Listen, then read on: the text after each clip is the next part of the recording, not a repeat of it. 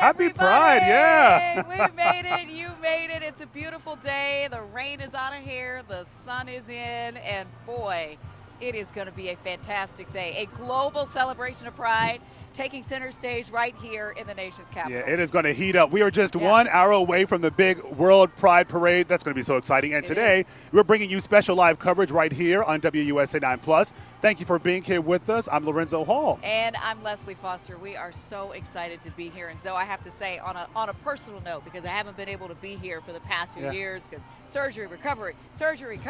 I don't know who's more excited, me, you, or everybody else out here. And I'm glad to share this moment with you this year. To be here with the people I love and care about, and the community that we love and care about, and our neighbors from all across the world coming here to our beautiful city to affirm their pride, this parade, and their personhood. Yeah, and we also know, again, we're talking about that countdown to the parade, but we know this moment, this day, is about so much more than a parade. It is a celebration and really a powerful symbol of love. You have resilience and unity at a time when so many members of this community really need it most. Yeah, it's like a big group hug. Yeah, I that love we that. are kind of giving everybody right here in our nation's capital. We can't wait to share these stories with you. This attention and this afternoon is going to be really extraordinary. And as you can see around us, the parade route is kind of behind us. We're sitting here in Thomas Circle, so we kind of have to crane like front a row little seat, bit right? to look back and see what's happening. In front of us, though, there's so much happening, right? We got traffic in front of us, these poor people sitting here waiting. But then we got all these beautiful sights, people dressed to the nines. So much color. So much so color. Vibrant. It is really, really beautiful. So the parade starts at 2 o'clock at 14th and T Streets Northwest, and then it heads over into our area, 14th Street, Thomas Circle, and then where's it go? And yeah, from there it's going to go down to 14th Street and Northwest, down 14th, I should say, to Pennsylvania Avenue, then east on Pennsylvania Avenue to 9th Street. And then the parade continues down 9th Street to Constitution Avenue, and it ends on Constitution between 7th and 14th Streets around about 8 o'clock tonight. So if you're coming, you got to pace yourself. Yeah, that's going to be a long parade.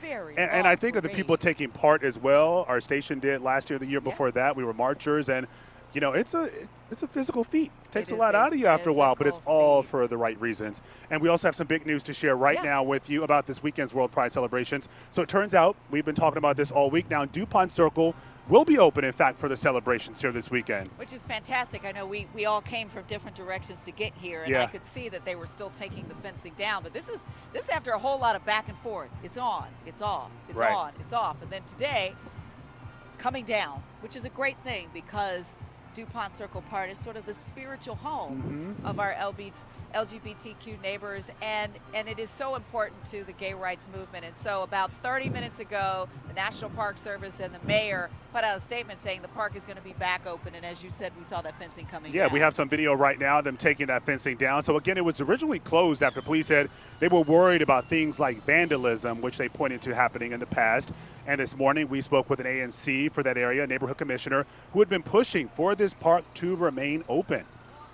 It's important to be involved in your community and to speak out against something you perceive as being an injustice or a wrong. And fighting back against all the injustices that we went through, since the 50s, even before that, it's important that we stood up, we stood our ground, and we made change happen. It might be a small victory in the grand scheme of things, but it's a victory nonetheless.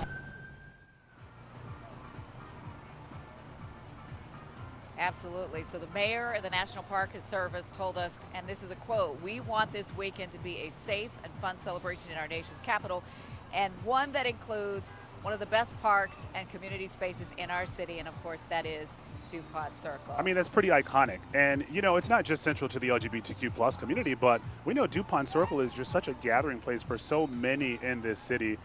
To just take in the day, take in this moment. So this is central. A lot of people, again, coming from all over the world. That's right. They've heard of Dupont Circle. They have. So to see that fencing up, the optics just aren't good. It just didn't seem right to have this celebration without the expansive embrace of Dupont Park. So it's glad that they made the right decision at the right time just in time for the festivities. And what message are you sending to the world? If people are coming here from other countries, right. they go to the famed Dupont Circle and see the fencing up and policing. No, that wouldn't work. That doesn't send the right message, right? You made the right decision. Good job. All right, so last weekend, D.C. Mayor Muriel Bowser, she brought the community together to kick off WorldPride. That was a lot of fun, right? It sure was. And you could get a sense of the gravity of this moment. We're going to let the community, though, speak for themselves. On behalf of Mayor Muriel Bowser and the entire District of Columbia, we are thrilled to welcome you to Washington, D.C., a city that doesn't just host Pride, but we live it every single day. It's absolutely wonderful to see the being embraced and just feel the love as a community in itself, as a DC native as well. It's a great opportunity for the city, the citizens, and everybody to enjoy and celebrate LGBTQ plus, our community, our pride, and our family. It's a party of people from all walks of life to get together and celebrate being free, celebrate being our true authentic selves. We are a city that is diverse, unified, and unwavering in our belief that everyone deserves to live freely and authentically. It's about the LGBTQ plus community, but it's about everyone having the right and the dignity to be their authentic selves and to feel safe. So this year, when so many people feel threatened that their rights might be rolled back, especially our trans members in our community, this is the time for us to show up. And all of us who celebrate the LGBT pride are threads in the fabric of freedom. United together, we are beautiful. We are strong. Like the rainbow flag, we are colorful and defiant.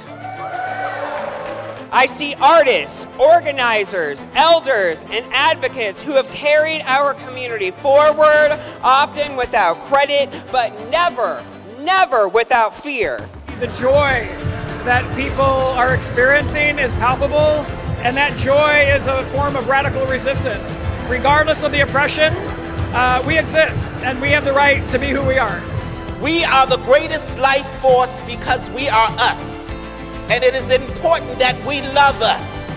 So take the time to turn to your neighbor and give them a hug and say, I love you. We are declaring boldly that our joy, our culture, our future belongs here. So as we welcome you to DC, know this, we look out for each other, we stand together in good times and tough times, and no matter what the challenges are. We love you. Happy WorldPride!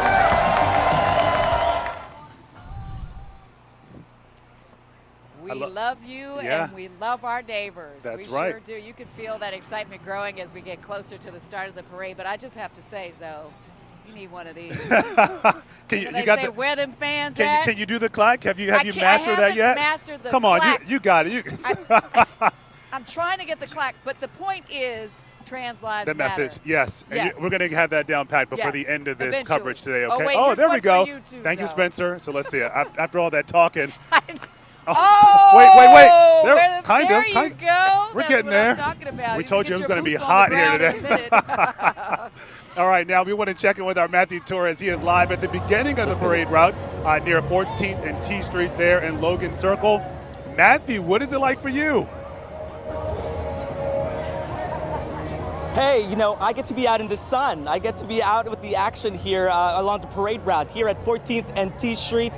I mean, talk about we have people filing their way here right now, and it's just an exciting moment. There's so much colors, so much pride. In fact, we're supposed to be speaking to the Grand Marshals of the parade soon here momentarily. And here at Room and Board, we actually saw one of them already make her way in. We are talking about the singer Renee Rapp. We saw her going inside there with her entourage. They should be speaking to us sometime within the next half hour or so. So, I mean, we're here on 14th Street. This is amazing to me that you can actually just walk down here knowing this is exactly where all those parades and floats are going to be. This one, all the way at the end, you can see the WorldPride bus right there.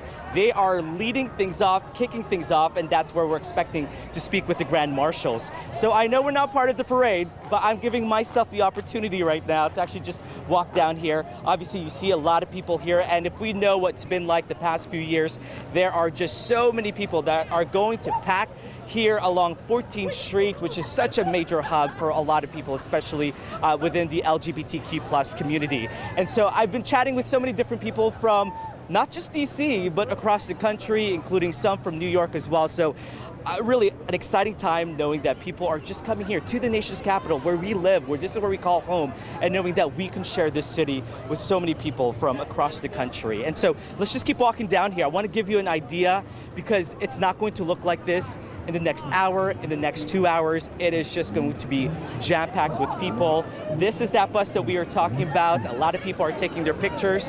And you know, we'll walk over here now because I know they're going to want to move this bus momentarily. But let's go talk to some people, because I think that's what the energy is from all the people, being able to chat with them as far as what it really means to be a part of this.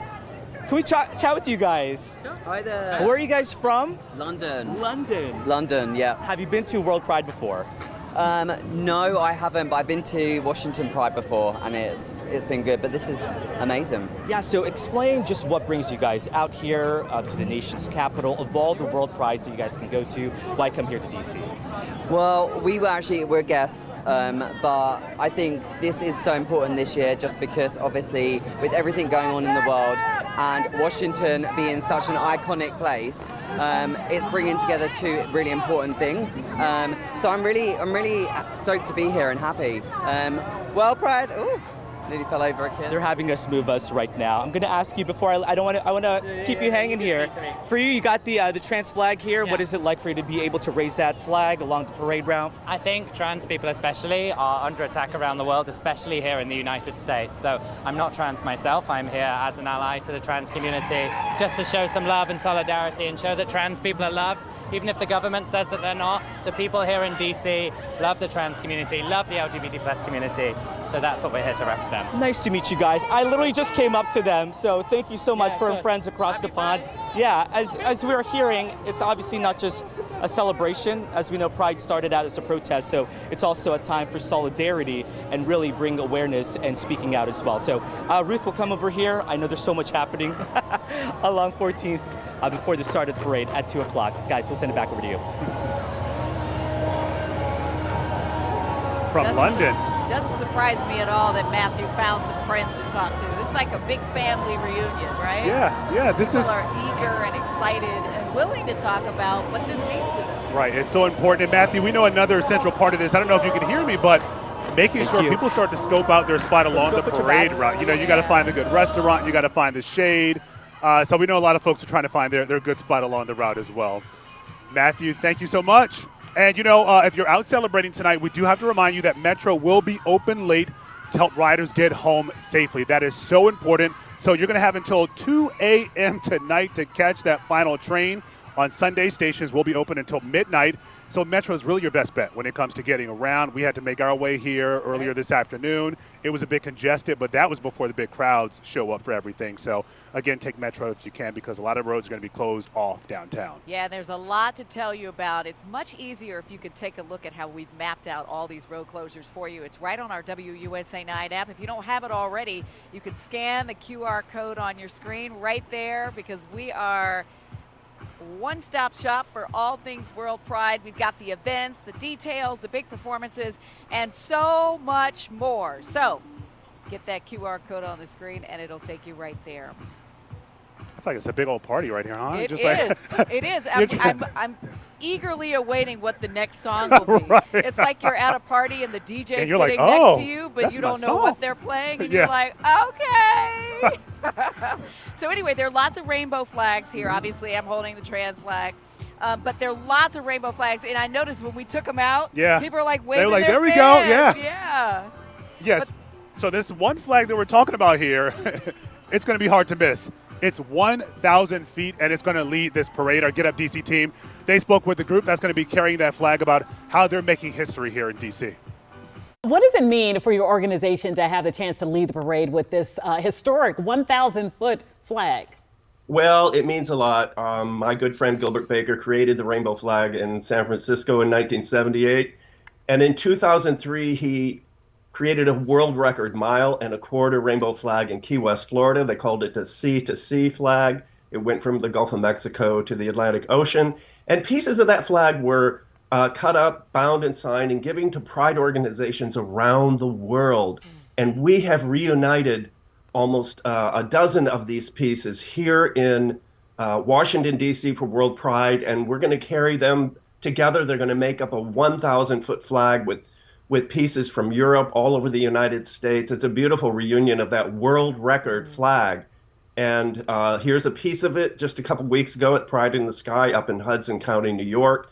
And we're very happy to carry on the legacy of Gilbert Baker. You know, people are, believe it or not, are trying to ban the rainbow flag all over this country. Over 60 cities and towns have banned the rainbow flag.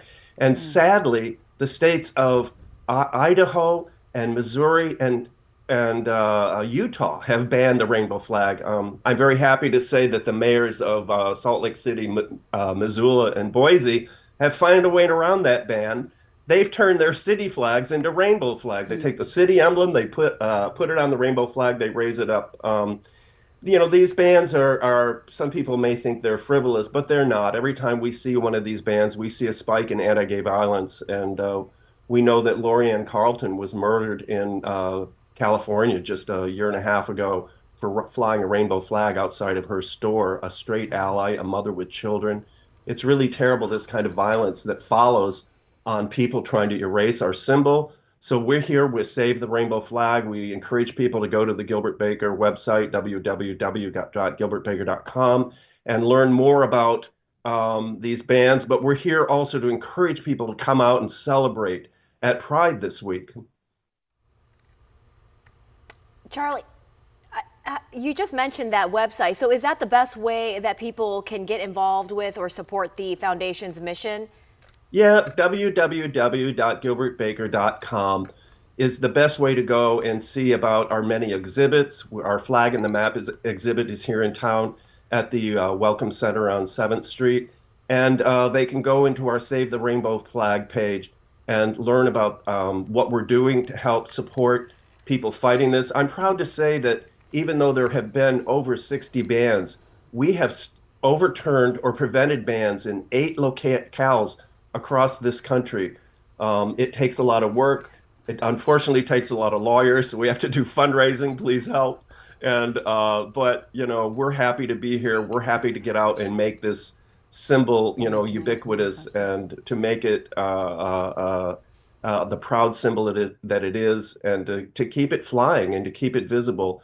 You know, the rainbow flag is the 6th most visible symbol in the world after the American flag, the French tricolor, the British Union Jack, the McDonald's arches, the Nike swoosh, and the rainbow flag. So people all over the world, they know what it is. But unfortunately, you know, in countries like Russia, you're not allowed to fly it. And we're trying to prevent that from happening here. Charlie, we're out of time, but I just got to ask, if you could just give me a 2 or 3 word answer, why is it so important that this flag can fly? Because it is a beacon of hope to people who are struggling with their sexuality and their gender identity. You know, when a young teenager is in the closet and in the darkness and they want to live their authentic life, they see this beacon of hope, and that closet door opens and the light shines in and they can step out of that closet and into their authentic life. And it's the rainbow flag that 9 times out of 10 gives them that symbol, this great beacon of hope, the greatest beacon of hope ever created by human hands. Charlie Beal, thank you so much. So well said. I hope you have a wonderful weekend, and we'll be watching the fight to ban this flag. It's pretty amazing when you think about all the areas that have done so. So thank you so much, and we look forward to seeing that 1,000-foot flag this weekend. Yeah, we know that when Gilbert Baker designed the flag, he wanted the rainbow because, you know, you really can't miss the rainbow, huh? You sure and its can. beauty. You can't miss its beauty, and the whole idea is for people to live in the light, to be counted, to be seen, to be affirmed, and that flag does all of those things. That's right. All right, so this year's theme for World Pride and Capitol Pride is the fabric of freedom. And there was a one-day monument on the National Mall that truly embraced that theme with meaning stitched into every inch. On a spring Saturday, in the heart of the National Mall, an iconic American backdrop, a new monument rose for just one day. Not made of marble or bronze, but fabric. More than 250 quilt panels, each 6 feet square, stretching across the mall, created by trans artists and allies from across the country. A patchwork of power, pain, and possibility. Each panel is a response to one simple question: what does freedom to be mean to me? To me, freedom to be is really rooted in just existing. I am free to exist and be myself without approval or apology. AC Facci is one of the artists and helped organize the unveiling. The words stitched into the quilt, I exist, that is my mantra. I exist without approval or apology. No government can tell me who I am. For Facci, every unfinished thread in their panel holds a story, a life lost, a future still possible. For many, this project carries history in every thread. Facci and others say they were inspired by the quilt that came before. This quilt out here blew the lid off the topic. The one laid out in the shadow of the Capitol nearly 4 decades ago, the AIDS Memorial Quilt. The first thing that I thought of was the AIDS Memorial Quilt. This is just part of a big legacy of interactive and performance art as queer protest. There is no queer movement without queer art. That history is now being continued by a new generation of artists, advocates, and families. And it's the youngest participants who give Facci hope. I think the thing that gives me the most hope today is the quilts that were clearly made by kids. And just that knowledge that, like, I get to be the kind of trans adult role model that I really needed when I was a kid, and that there are families who are going to be coming, that gives me hope that we're on the right track. The installation came as the nation awaits a Supreme Court ruling in U.S. v. Skermeti, a case that could set a generation of legal precedent for trans rights.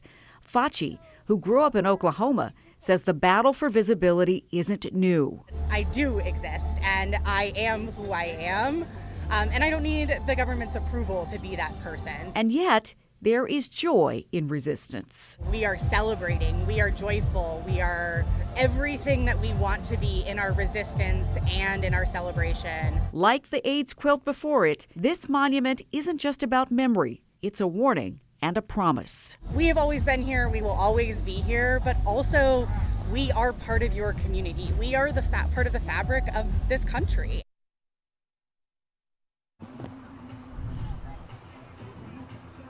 Freedom to be me, freedom to be who you are in your full self, your authentic self. That's what life is all about. Yeah, and it reminds you of the significance of this moment. I know we talk a lot about the parade and having fun. It's a big old celebration, but you know, everyone's trying to get out this message of inclusivity. And I was reminded myself last night as well. I met someone, I was out with all the, you know, a bit of the fun last night, and I met someone who's trans. They lived in Ohio. And we started talking, and I was asking about their upbringing and their family, and they were sort of hesitant to talk about family at that point because, quote, they said, my dad didn't want a girl. So they moved to D.C., they're living their life here, and I said, you still stay in touch with your family? And it's been years without any contact because of that. So you have a lot of folks here. That's the reality, yeah. That was a clarifying moment, right? That for some of our friends and neighbors and people we love that aren't in this community where we have such a robust mechanism for really acknowledging people, seeing them, and honoring them for who they are, that there's so many people who haven't had that experience. Right. This day is so personal for a lot of people. All right, now, if anyone knows that best, it's our Matthew Torres, who is again at the starting point for today's parade, which is going to start in a little more than 30 minutes from now. Okay, where are you now, Matthew? We see you inside. You're getting some AC? We're inside right now. We're getting some AC because it's already hot out there, as you guys know. So we're inside room and board right now, where a lot of the people, a lot of the organizers, this is where they're gathering right now. This is really an opportunity for them to put their heads together, finally relax, I think, and be able to celebrate. And so we're actually having Jay Bowles here. I know we literally grabbed you as you were like cleaning things last minute still. Making a mess, cleaning it up. With the mayor's office, who's really been a pivotal figure in helping put all of this together. Yeah. Now that we're finally here, the big parade, is it just like this big, like, wow, I could breathe a sigh of relief, or not yet? Almost. You know, on Monday, I'll have the biggest sigh of relief for sure. But really, the kickoff of the activation. I mean, we've been celebrating WorldPride since May 17th, but clearly the whole city is shut down. People are riding the Metro. People are going to be out tonight at the free concert with Cynthia Erivo. It's going to be amazing, and there's hundreds of thousands of people that show up to the parade and the festival, so we're really excited to showcase the world, DC. I have to give it to you. You've been like on it. You have just been on top of it. The energy level is just always at 100. Even when we're talking about like safety and may not be the best things, you really have been putting the city in the forefront when it comes to WorldPride. For you, when you plan all of this together, is there anything you're actually most excited about or see or do? Oh my gosh. Honestly, it's all those moments of joy. And that comes through events, but also the different people and friends that you meet, old friends. You know, someone just came and slapped me on the back, like, oh, it's so nice to see you.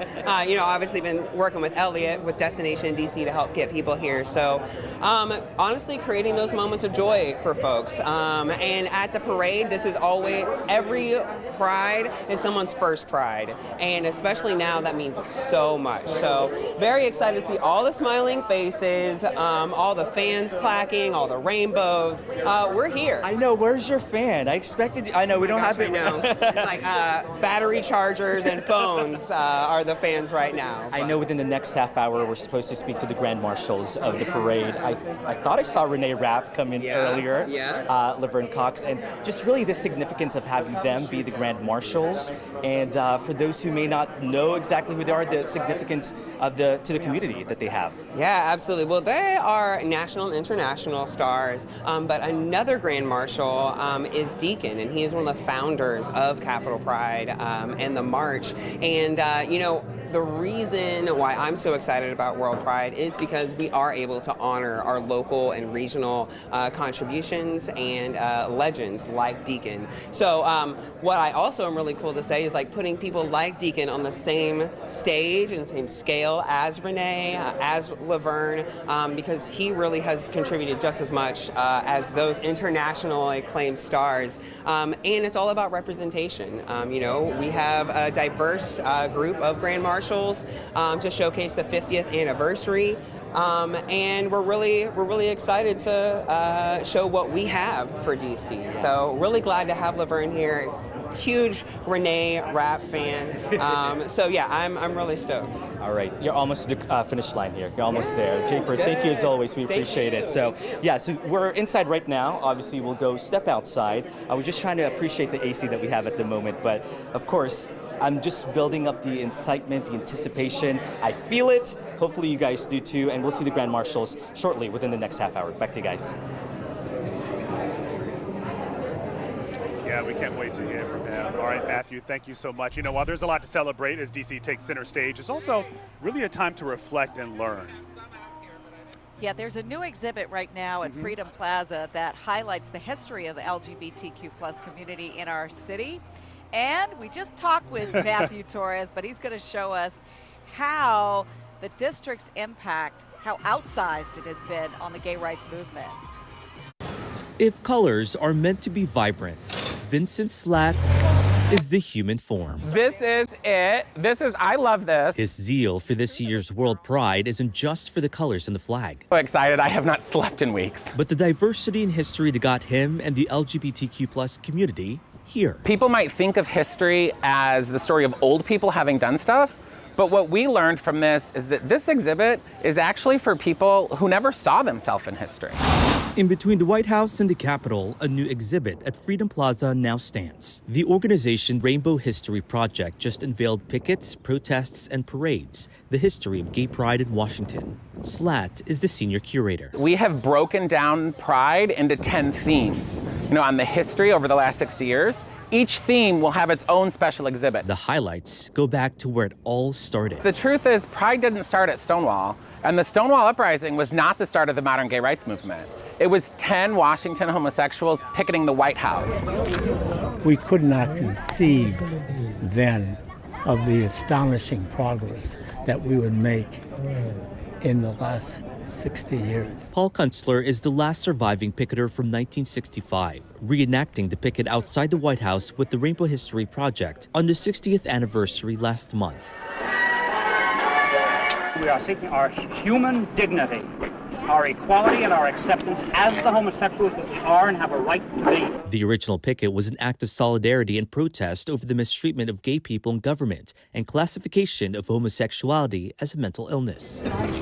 I think it's important to always be vigilant about one's self-interest and the interest of the larger community. You can never assume that everything will always remain. Organizers say what happened then helped lead to this. An example of pride unabashed.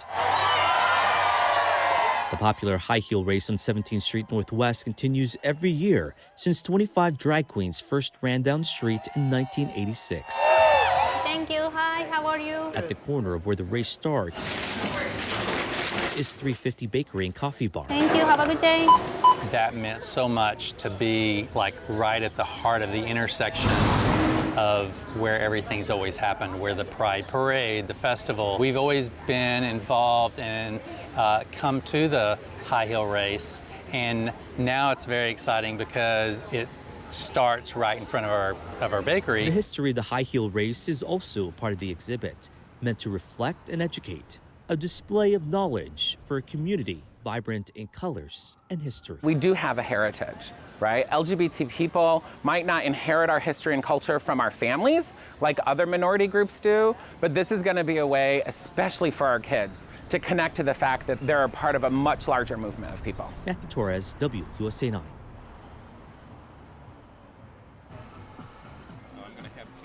Yeah, and look who we have with us now, the Rainbow History Project, Vincent Slat. Thank you for making time to be here with us, Vincent. I know it's going to be tough to hear us during this moment, right? It's like talking in a bar. Hello. Right here. Hi. Next round's on you. Yeah. So tell us about the importance of highlighting this history during World Pride. Right. So if the whole world is coming here to Washington, it's important for Washington's local LGBT all-volunteer group to tell them about the history of gay Washington. And that's important also, not just for World Pride, because you're going to take this information and you're going to actually teach it as curriculum. Yeah, we're turning this into a curriculum. We've gotten some great grants from the city government and others, and they've changed the social studies standards to include gay history. So we're going to make good curriculum, make it for free. That's awesome. Really talking about making sure that there's no erasure of history. A lot of conversation about the assault on history. Yeah. And gay rights history is right there intertwined with American history and something that should be taught. It is. We've been around since the founding of the Republic, gay generals in the Revolutionary War. We're a part of the American story, and our local Washington history is a big part of that too. What would you tell people who are watching right now, because you're obviously trying to educate people about LGBTQIA plus history, and you mentioned here, we talk a lot about the Stonewall riots and sort of what that triggered, but this movement again started well before that. Right. Well, a lot of people say that the Stonewall uprising is the start of the modern gay rights movement, and we're going to teach you it's actually picketing the White House in 1965. So we just celebrated the 60th anniversary, 10 homosexuals with picket signs saying they want their equal rights. And within 20, 30 years, it's 1 million people marching down Pennsylvania Avenue for our equal rights. Yeah. It's a pretty declarative statement, don't you think, to have World Pride here at a time when people are trying to unsee you? Yeah, that's exactly it. And Pride's always been about visibility, about being seen, being heard. And so the entire world is turning its attention onto Washington, D.C. right now. And we get to tell them this is how we got our equality. That's okay. Right here in Washington. You could do the same. Yeah. So what do you want to tell people about the significance of that history as they gather here? Because of course people come to DC for the parade, the fun, but as we've been saying, it's about so much more than that. Well, our exhibit is titled Pickets, Protests, and Parades, right? Because you can't have one without the other two. And so you really can use your pride and leverage who you are, being proud of all of your different identities to help bring about change. It sounds like you have taken the baton that these brave people have passed on to you and to other generations and said, we got this now. We're going to build from where you started. Yeah. We're going to keep this going. It's definitely that case. Rainbow History Project is an all-volunteer operation. Most of our researchers are all in their 20s. And so when we were doing this exhibit and doing this history, it's not actually about what old people did. It's about what old people did when they were young. Yeah. Right? And so we're trying to inspire the youth to get involved. Unlike other minority communities, we don't get our history from our families, from our birth families. So we have to pass on our culture to each other this way, and that's what Pride's all about. I find it interesting. I came across the Rainbow History Project when I was doing research for DC's Black Pride, and you realize there were so few pictures and videos because a lot of people didn't want to be documented back then because they had to remain closeted, if you will. Yeah. There was real concerns. You could lose your job. You could lose your family. Lesbianism used to be grounds to lose custody of your own children. So there's some real fears about appearing, in the street, going to a bar, right? A lot of people that were from here were still living in their neighborhoods, afraid what would happen amongst your neighbors if they found out you're gay. But little by little, those of us who are comfortable being visible, being out, we've inspired the other ones to do the same. What message do you have for people who are here from other parts of the world who are in places where they are not fully embraced? Yeah, I would say to people who aren't fully embraced back at home that now that you're here, take some inspiration and go make that change, right? Our history exhibit is all for people who haven't seen themselves in history. We're calling them in, we're inviting them in to come learn about it. And it's not perfect here, but we've got a lot better off than in other parts of the country and in other parts of the world. So what are you looking forward to this weekend? We'll see you with your big, your rainbow over the chest. I've got my rainbow sash on here. I just look forward to all the people smiling. And they talk about it. The organizers of Pride have always said that we do Pride Special every year because for someone it's their first Pride. Yeah. Right? So those of us who are in community activism, we've been doing this for years, we know it's always somebody's I saw first what Pride. you did. So for those who are uninitiated, let's say this is their first Pride. Okay. You got to pace yourself, right? Yeah, I've got my water bottle. You got to hydrate. And then if you're white like me, reapply or die. Reapply. That's my thing about the skin. I definitely say slow down. You're not missing anything if you're on the wrong corner or at the wrong party. It's about being visible. It's about being with people. I got 3 hugs on my way over here. One group had free mom hugs, and a couple moms gave me a hug. And there was a dad who could offer dad hugs or dad jokes. This is about being present, right? Because this is unusual. Yeah, and it's about showing up and showing out, right? Underneath one rainbow, there's a lot of different parts of our community. And so it's important to be proud of all of your identities and to see each other as siblings. And people feel embraced this weekend. They feel that love when they're in our city. So what do you do after that? How do you take this home? How do you bottle it up and spread it? Well, after the parade, we still have a lot going on in Washington all month long. But once LGBT Pride Month is over, we have Independence Day, and we all crash. We take July off, and then we immediately start planning next year. Okay, you're an ANC. How are you feeling now, knowing that this back and forth was going on about whether Dupont Circle Park was going to be closed or open? It's open. Yeah, it's open. We got it open. You all said we got it open. Not on our watch. We got it open, and we found out on Monday, and everyone was very incensed. Not just the neighbors, but the whole community. And so, working behind the scenes with our friends in media, we got the city to open it back up. Yeah.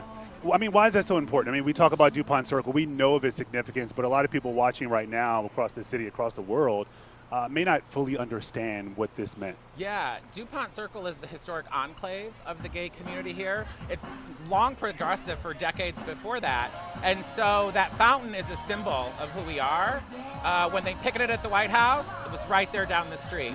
When we had the Pulse Massacre, our vigil was right there. The first AIDS march in D.C. took place during Pride 1983.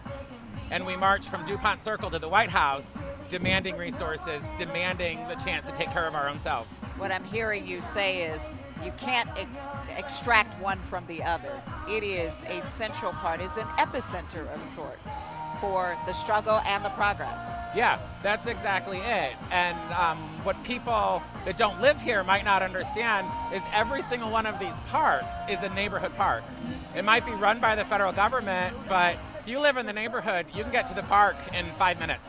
A couple blocks in either direction. So when they start fencing up the park, neighbors can really come out. Okay, did Vincent tell us where he's going to be in the parade lineup? Do we know that yet? Where are you going to be in the parade? For the parade, Yeah. I am not marching this year. What? I'm taking the year off. A year off? We have a Pacing. We have a phenomenal block party over on 17th Street today. Those are my businesses. That's my district. And so we're staying low key and letting all the big floats steal the attention. All right, Vincent Slatt, thank you so much for being here with us. We know that parade is going to get underway in just a moment.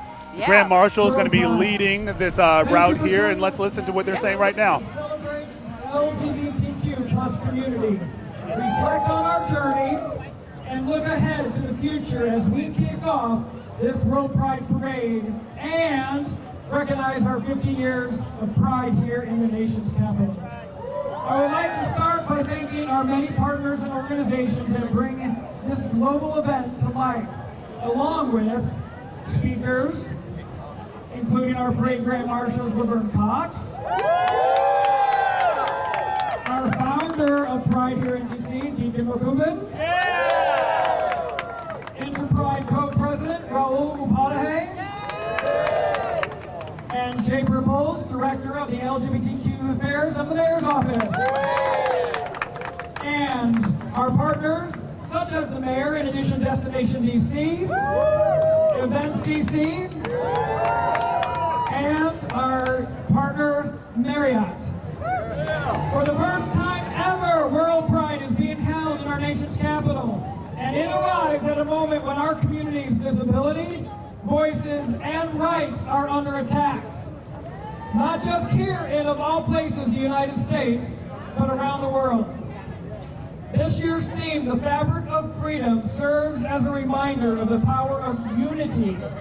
Each of us, from D.C. and Amsterdam, to every town and village in between, is a thread in the global tapestry of resistance, joy, and radical hope. This is a call to action, but it is also a celebration of how far we've come and the work that lies ahead. As we said, this is 50 years of pride in Washington. So as we welcome the world to our city, we also honor 5 past decades of progress, protest, and pride that brought us to this moment. A moment that feels like we've stepped back in time as the LGBTQ equality is concerned. Our freedoms are being challenged. George Santanius once said, "Those that cannot remember the past are condemned to repeat it." Well, the queer community remembers our past and our long fight for equality, and will be damned to repeat the past where we are forced to go into hiding. We are a community of innovators. We are a community of philosophers, a community of lovers, and we are definitely a community of fighters. I implore this community to continue our long history of fighting for equal rights. Take action on behalf of bettering our community, especially for those who are unable to be here today and who are not safe to be out in their own home countries or cities or neighborhoods here in the United States of America. Pride has and will always be a protest, one of resistance, one of defiance, and one of joy. So welcome to World Pride 2025. I'd like to introduce you to Rupaul, who is our Interpride Co-President. Thank you so much, Ryan. Hello everyone, Namaste. Namaste. My name is Rahul. I am one of the co-presidents for Interpride, and thank you so much for having me here. It's really overwhelming seeing millions of people marching on the street right here for their rights, for their freedom, not just for themselves but for those people who couldn't be here.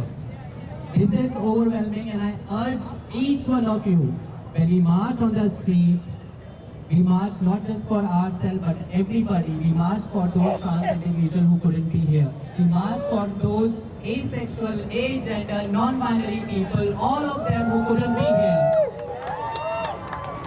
And let me also tell you, they think that suppressing our rights and bringing these policies can down our morale. No, what they are not understanding is we are the community of love. We are the community of phoenixes. We rise from the ashes stronger than ever. And this World Pride, this all of you over here, this is the act of resistance. This is what hope looks like. This is what family looks like. So thank you so much for showing up, and have a great World Pride. Thank you.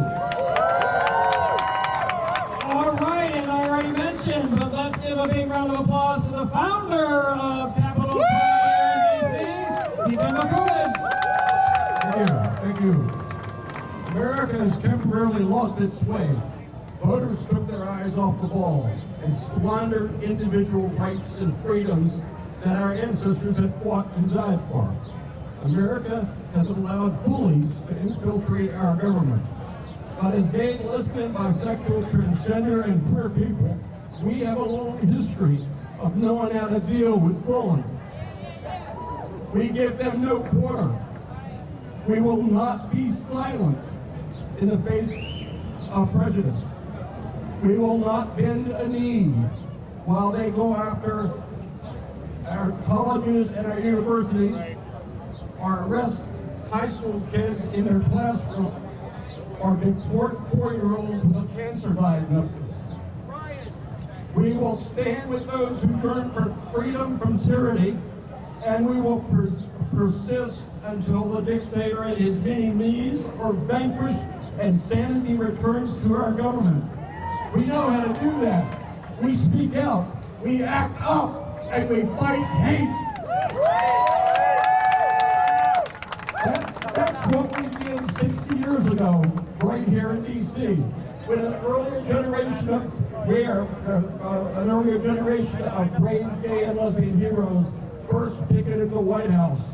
That's what we did 50 years ago with our first annual Pride Day event. That's what we did in the 90s when so many were dying while the government turned a blind eye.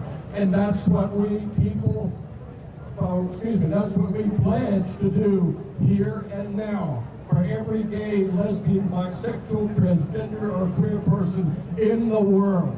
Thank you, and get out there and spread love and joy. Good afternoon and happy World Pride, everyone! My name is Jake Rupaul, and I have the honor of serving you as the Director of the Mayor's Office of LGBTQ Affairs. What an incredible honor it is to be standing with you in pride, in power, and in purpose. As we gather today for this historic World Pride Parade, we not only honor who we are, but we honor where we are. We are a community rooted in resilience, raised by our elders and trailblazers, and rising with every step we take, especially today. So to our Grand Marshals, thank you for leading with courage and heart to Capital Pride Alliance. Thank you for your vision and dedication to make this movement possible to the world. Pride lives here in D.C. And to every marcher, every dancer, every hand waving a flag, you are the soul of this movement. Today, we take the streets not just to celebrate who we love, but to demand a world where everyone can live freely, safely, and proudly. So today and tomorrow and for 365 days a year, let's show the world the strength, the joy, and the unity of our LGBTQ plus community. Happy World Pride! Thank you, Director Bowles, and let's get a hand for Laverne Cox. You can do better than that. Thank you so much. I have such anxiety with crowds and parades, and they make me really anxious. But this year, when I was asked to be one of the Grand Marshals, I knew I had to be here because of what is going on in this country. I knew I had to be here surrounded by community because you give me so much hope and you lift me up, and I need you. Just looking out at your faces gives me hope and a sense of possibility. And I thought you might need me too. I thought you might need to see me here as distraught, as devastated as you are, but as committed to fighting back as ever. We love you. Standing here with all the rainbow flags all around me, looking out at you as a proud 53-year-old Black transgender woman. I just turned 53 last week. I am reminded that I have not always felt that Pride was for me. I did not feel for many years that I was welcome, that this was about me. I thought it was about some white gay men and some lesbians, but not me as a Black trans woman. I didn't feel that. And so many of us didn't feel included. And we are still struggling as a community, as now the dominant majority has like taken the T out of the LGBTQ community on government websites. Boo them, yes, we should boo them. But we've been having that debate, that fight, since Stonewall. The respectability politics have pushed trans people and femmes and people who aren't respectable to the margins of our community. And we continue within community to like debate who should be part of the community and who shouldn't. And those trans people have taken it too far. How many of you heard your friends or people say that trans people have taken it too far? And when they say we've taken it too far, they mean they, them pronouns. They mean our non-binary siblings. They mean we just want to have equal rights. We cannot let that bullshit divide us. We cannot let that divide us. And if we have any internalized femphobia, transphobia, homophobia, we need to work through that right now. Because we cannot love, we can't love each other if we don't love ourselves. And what I know for sure is this year has brought up all the trauma of the years that I hated myself, that I wanted to die because I thought I was monstrous, because I'm trans. And so in this moment, we have to dig deep, love ourselves harder, work through our internalized homophobia, transphobia, racism, we all have it, so we can fucking come together, not just as an LGBTQ plus community, but as a world community of working class people across all demographics, because that's the only way we're gonna beat this fascism. I don't have any faith in our government, Democrats, Republicans, or Independents, but I have faith in you. I have faith in each and every one of you to be able to look deep, to look across from each other, and to come together in love, harmony, and to fight and resist. And remember that we are anointed, that trans is beautiful, and that we have a right to be here. Thank you.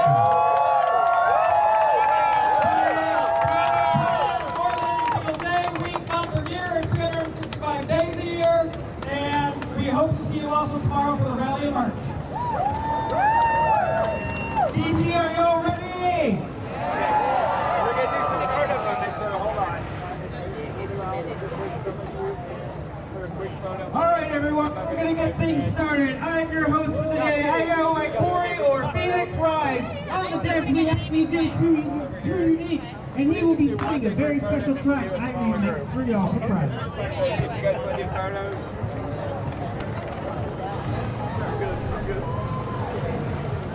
Yeah, you've been hearing from the Grand Marshals of today's World Pride Parade, talking about all the excitement leading up to what is happening, the meaning behind all of this, and the fact that we're just happy to have all these great people in our city. That's right. You're talking Laverne Cox, Renee Sapp, Deacon McCubbin. What a special honor for them as well. And we are honored to also have Ra Amin here with us, who is the Advisory Neighborhood Commissioner for the Brookland neighborhood. And also with the, you're producing the Gay Black History Commission. You're working on a big project. Yeah, we are working on a really big project. What we're out to do right now is to archive DC gay black history. DC has done a really great job at archiving gay history, but what we found out is that we could do a better job with archiving gay black DC history, because black gay DC history is DC history. So we have an initiative out now that we're going to actually capture some of those voices. So we have a Voice of Witness program out there. We're going to actually capture some of those voices right now while they're still here, getting those people that were living history and making history here in the DC in the last 50 years. Why has it been so hard, you think, to capture that part of the gay rights movement? Yeah, I think that's really a good question, a very interesting question. I think the reason why it's been so hard to capture it is because a lot of times, like, gay, black folk in DC live in intersections, right? So there's all these different ways that they have to navigate their lives. And so it's not as easy sometimes and not as simple. And a lot of times their lives aren't really in the Dupont, Logan Circle area. So that's one of the things that we're going to set out to do. We're going to capture that history, a lot of that history that did not take place in the Dupont area of the city, because DC gay black history was happening all over DC, but especially in like Ward 7 and 8 and 5. There's always been a presence of gay history, gay going on in every ward in the city. But a lot of what was happening in the black community was done east of the river and in other wards. So that's what we're out to do here. You've been talking to folks right now about this history. So is there a common thread? Are you hearing some of the same, I guess, sentiments from the past from these folks you're talking to? Yeah, I think one of the things that we're finding out here is that the community came together a lot of times out of necessity, and other than that, they came together just because out of convenience. You know, if your life is happening on another part of the city, it becomes inconvenient to travel all the way across the city, whether it's to participate in things socially, culturally, business-wise. So it was imperative that Gay Black DC started their own things, whether it was taking care of their own, supporting their own businesses, how they socialize, how they worship, how they, found employment, all of those things. It's important for people who have contributed to history to have their voices heard. And it's important for you to make sure that members of the gay black DC community actually get to be the ones who tell the story. Yeah, absolutely, and especially now, because what we're looking at is the last 50 or 60 years, especially since home rule started. So what we're looking at is those people that were here from the almost from the beginning of DC's home rule history, and we have a few of those voices actually left, and we want to make sure that we get those voices, those stories from the people that were actually here making the history, so those people that was witnessing the history and that directly involved in the history. So that's why the timing of this project is very important right now. What does this mean for you personally? Why were you so compelled to document and preserve this history? Yeah, I really love that question. I think why it became very important to me is because, one, I'm a historian, I'm an oral historian, and I'm a storyteller. And some of the things I love DC, I love black history, I love DC black history, and I love DC gay black history. But what I started to notice is that it wasn't a large archive, it wasn't a large record of DC gay black history, and the folks that were actually telling some of the stories of DC gay black history were not necessarily gay black DC native people. So that's why it became a mission for me to actually get some of those, identify some of those voices, because I knew some of those voices. Some of those voices were around when I was a young man coming out in DC. So I reached out to people, reached out to my colleagues, and we took on this initiative. This is a relatively new commission, this Gay Black History Commission. What do you want people to know, and how can they support and contribute in some way to this? Yeah, well, we want people to know that gay black history is DC history, and gay black people have been in DC from its beginning. And how you can help us with that is help us identify those people that may not be getting out and around as much, people that may not be participating in organizing or social circles as much as they used to. If you know those people, you can reach out to us. You can reach out to us through the Rainbow History Project. You can reach out to us. We're looking for those black gay elected officials over the last 50 years. Something that became very important to our work is that we're very proud that we now have an out black council person now. And that's a really big deal, and we have a lot of talk about that. But one of the things that we identified, there's always been a gay black elected officials in DC since the beginning, since DC started electing its own body. And those officials have been ANC commissioners. So one of the initiatives that we took on approximately 2 years ago is highlighting some of those gay black commissioners. So we want to find some of those. We found a few, but we know there's a lot more out there. We want to celebrate some of the things like the last 40 years of how gay black DC took care of their own during the HIV/AIDS epidemic. We want to look at things how gay black DC worships, how they celebrate. Parade is starting. Yeah, so those are some of the things that we want to do by the council. Such important stories to Yeah, tell, but that's you right. know what we hear? We hear the main event is getting ready to get started. So, thank you for your time. Thank you for your important mission. Yeah. And we look forward to telling some of those stories. And thank you for talking to us. Thank you for the work you're doing. Thank you so much. Okay. All right, so again, the parade is going to get started in just a minute. In typical fashion, they're a bit behind. You can hear the announcer behind us as well, trying to get the crowd all amped up as well because they're starting to fill in some of the areas here. We're Stay here good with to go. us for just a moment. We're not ready to let you go. You're stuck with us for a little bit. But we do want to tell you that this is a celebration of identity, resilience, and community. But for some, this Pride Month is also about making sure people are doing the work. I spoke with organizer of Black Pride events here in the district who's celebrating and making space for help and healing. Black joy, a love letter to us. Okay. Every word matters. What's up? What's up? So does every move. It's a bull, let's work. Black Pride, baby. Mike Mullings-Whitaker wants to make sure he hit the right tone. Come on. When he takes the stage for Black Pride events during WorldPride. Got a little black joy in it. That's why he had a run-through at his DC apartment. Glistening. Without an audience, days before kickoff. He's helping organize Black Pride events in the district with the Center for Black Equity and says this year is pivotal and personal. Literally, the people that I care about are being erased all at the same time.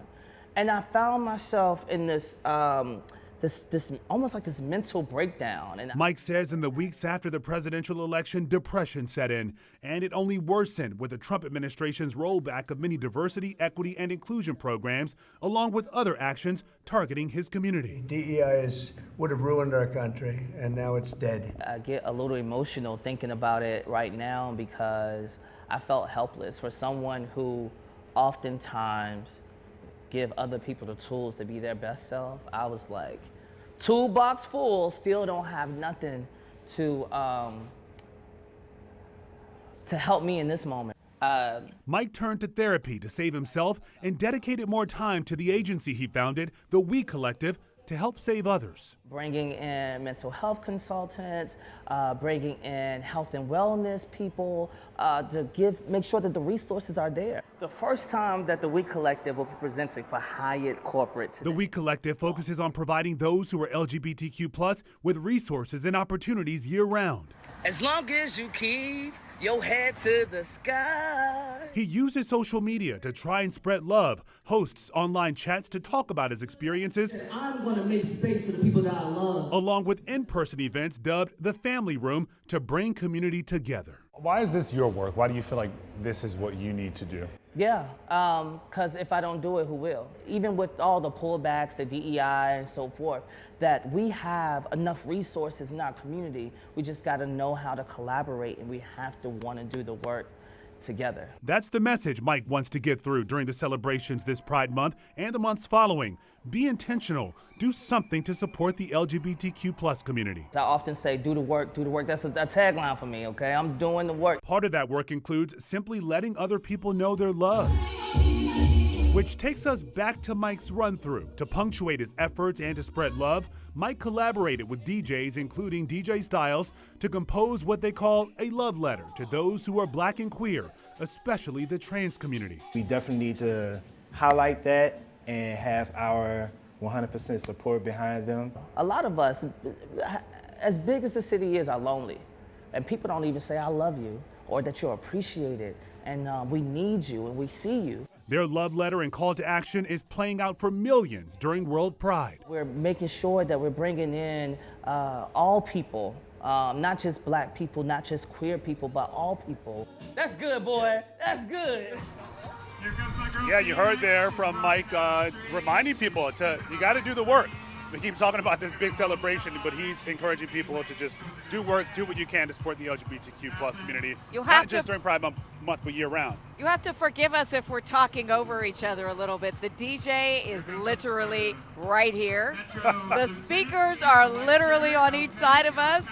So we're trying to make sure we can hear each other. What? And what? And communicate with you at the same time. But of course, you know what? The music is indicative. You got to have some music to keep it going, and you can't have a Pride parade without a concert.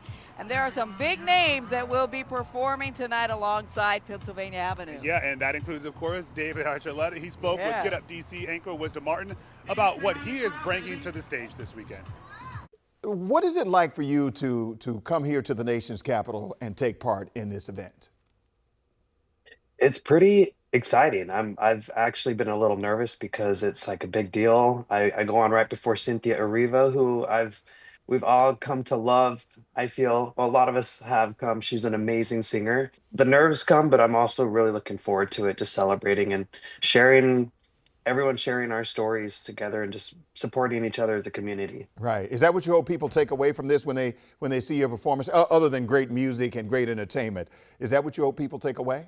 Yeah, I feel like it's a fun celebration. It's like party time, but also I feel like the most significant part for me is getting to share my story and journey, because a lot of people have had similar stories, or it's kind of like the reason behind the Celebrate is because it wasn't easy to get where we are. And so I think it's a really beautiful experience. Right. And you mentioned Cynthia Erivo, also CeCe Peniston. There are going to be some big names there.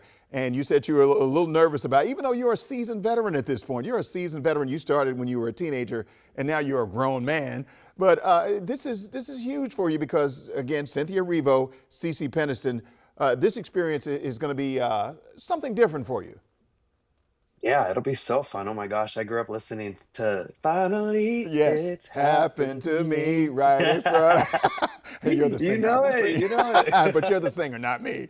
Yeah, you're carrying the tune pretty nicely there. All right, so is this performing at Capitol Pride, is that different than performing at any other venue or any other area?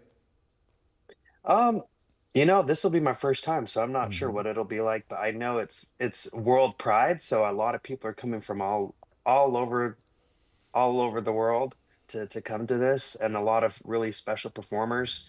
So it'll be fun. I'm looking forward to just I've released some fun new songs this year, so I've kind of I'm trying to bring the celebration into it, as well. I bring Mhm. dancers now. I dance myself in my shows, which, you know, when I first started, I thought I would never do. When I was on American Idol, they would tell me like, you got to open your eyes and you got to move around the stage a little more. And now I'm like doing choreography, Oh, and so wow. it's kind of fun to grow and just like just have a good time in Right. shows. Right. And you talked about having a good time. You also mentioned your music, your recent music. It shows a whole new side of you. You talked about this. Take Creme Brulee, for example.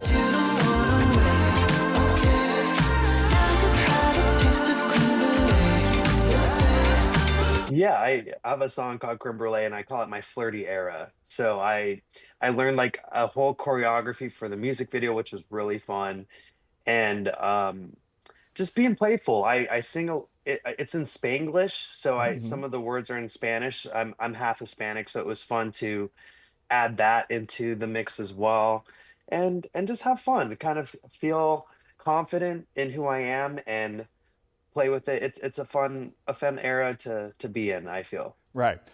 It's been 15 years since American Idol first, you burst onto the scene with American Idol. Now, you did not win, but you've had plenty of success after that. Now you're 34 years old. You're 34, right? Is that Yes, correct? I'm 34. 34 years old. Talk about the level of maturity that you have gone through since from 17, American Idol, to where you are right now. Yeah, oh my gosh, it was half my life ago. And it's pretty interesting to see how big of an impact that show had, because I still have people come up to me like even yesterday at like I'm eating lunch and people are like, "Oh my gosh, like I grew up watching you and voting for you, and I used up my parents' like text message like limit trying to vote for you." And I'm like, wow, this is pretty interesting to see how people still, it's such a moment for them. They're like, everyone gathered around would come home from school and work to spend time as a family watching shows like American Idols. And I was like, wow, that's a pretty magical time, because I don't know if that happened as much anymore, but to be a part of people's nostalgia is a pretty, it's pretty cool. Yeah, and your fans have been with you through this journey. How important is representation when it comes to, whether it's American Idol, whether it's all the music that you put out, whether it's being on tour and performing and dancing? How important is representation? Representation. Well, I when I was on American Idol, I was, a closeted, scared little, teenager, and I didn't really know that. I didn't really understand what I was going through. I just knew I was different, and a lot of people would say like, "Oh, he's gay" and stuff, and I took that as an insult. I was like, "What am I doing? That's gay. I'm Mhm. just trying to be like a good little Mormon boy here and sing my songs." But a lot of people come up to me and be like, "You know what? Hey, thanks. When I saw you on there, I saw myself." Mhm. And like they're like, I don't know how to describe it, because they're like be like, I wasn't out yet either, and to see you up there doing your thing, even scared, like exposing yourself to everybody, they're just like, I felt seen. And they're like, I didn't know that I was like you at the time either, like we were all queer. And but it was like, it's kind of cool to see that showing up even when you're scared can give other people courage to be themselves. And and people like even in the Latin community, they'd be like, oh my gosh, like it was fun to see someone who was Hispanic up there, being from Utah. It's just by being who you are, you don't know who else is out there like you and who's going through similar things. So it's pretty cool to, it's like, I don't know what I'm doing. I'm just being myself or trying to figure out who I am. And in the process, there are people who find you and say, hey, I'm like you. So it's kind of nice to know you're not alone out there. New York City, all right, New York's here. I can't even keep track of all the people who are going to be performing here. There are so many. All right, as Wisdom just mentioned, David will be opening up for tonight's headliner, Cynthia Erivo, who'll be performing with CeCe Peniston and Christine W. Yeah, and that's not all. Then tomorrow there's another concert. Hopefully people won't be worn out after tonight, right? You have Doechii headlining that one. Wow. She's going to be joined by Khaled, 2 a.m. Ricky. You have Parker Matthews, MKX, and Brooke Eden. And we also spoke with Brooke earlier this week. All right. She She's proud, she's country, and Brooke Eden is bringing her Rainbow Rodeo to D.C. It just feels like a really important year to be a part of Pride in general, but to be a part of WorldPride and that kind of like unification of cultures feels so important. Just 5 years ago, Eden hadn't come out. Now she's one of country music's most visible queer voices. I was kind of living this double life. You know, I was putting out music that I thought I was supposed to put out. I was talking in interviews about like a life that I thought I was supposed to have, not using pronouns, being so afraid to use pronouns. And yeah, I mean, eventually that just catches up with you and you start to feel like, whose life is this? She's out with new music, touring alongside her wife and sometimes even her 7-month-old son. 7 months old, and I'm already introducing my son to Pride Festival. So he's going to be an ally from the very start. But yeah, I mean, this summer is all about community. Oh, hey, WorldPride. DC, I hope you're ready to giddy up. And performing at this year's WorldPride concert, just steps from the Capitol, feels especially powerful. I mean, what says we're here and we're not going anywhere more than that? I love that. It's so different when you can also just be yourself. You can be authentic when you're performing as well. Life is so much better when people are just their authentic selves. That's right. So both of these concerts are happening along Pennsylvania Avenue, and they are free. Yeah, it's also day 2 of the WorldPride Music Festival at the RFK Festival grounds. Our city is just electric this weekend. Jennifer Lopez headlined last night's show. Tonight it's Troye Sivan. You do need tickets for these, though, and they're almost sold out, so you got to make sure you grab them as soon as you can. All right, something really special is going to be happening along the parade route today. A wedding right in the middle of the parade, really. A wedding.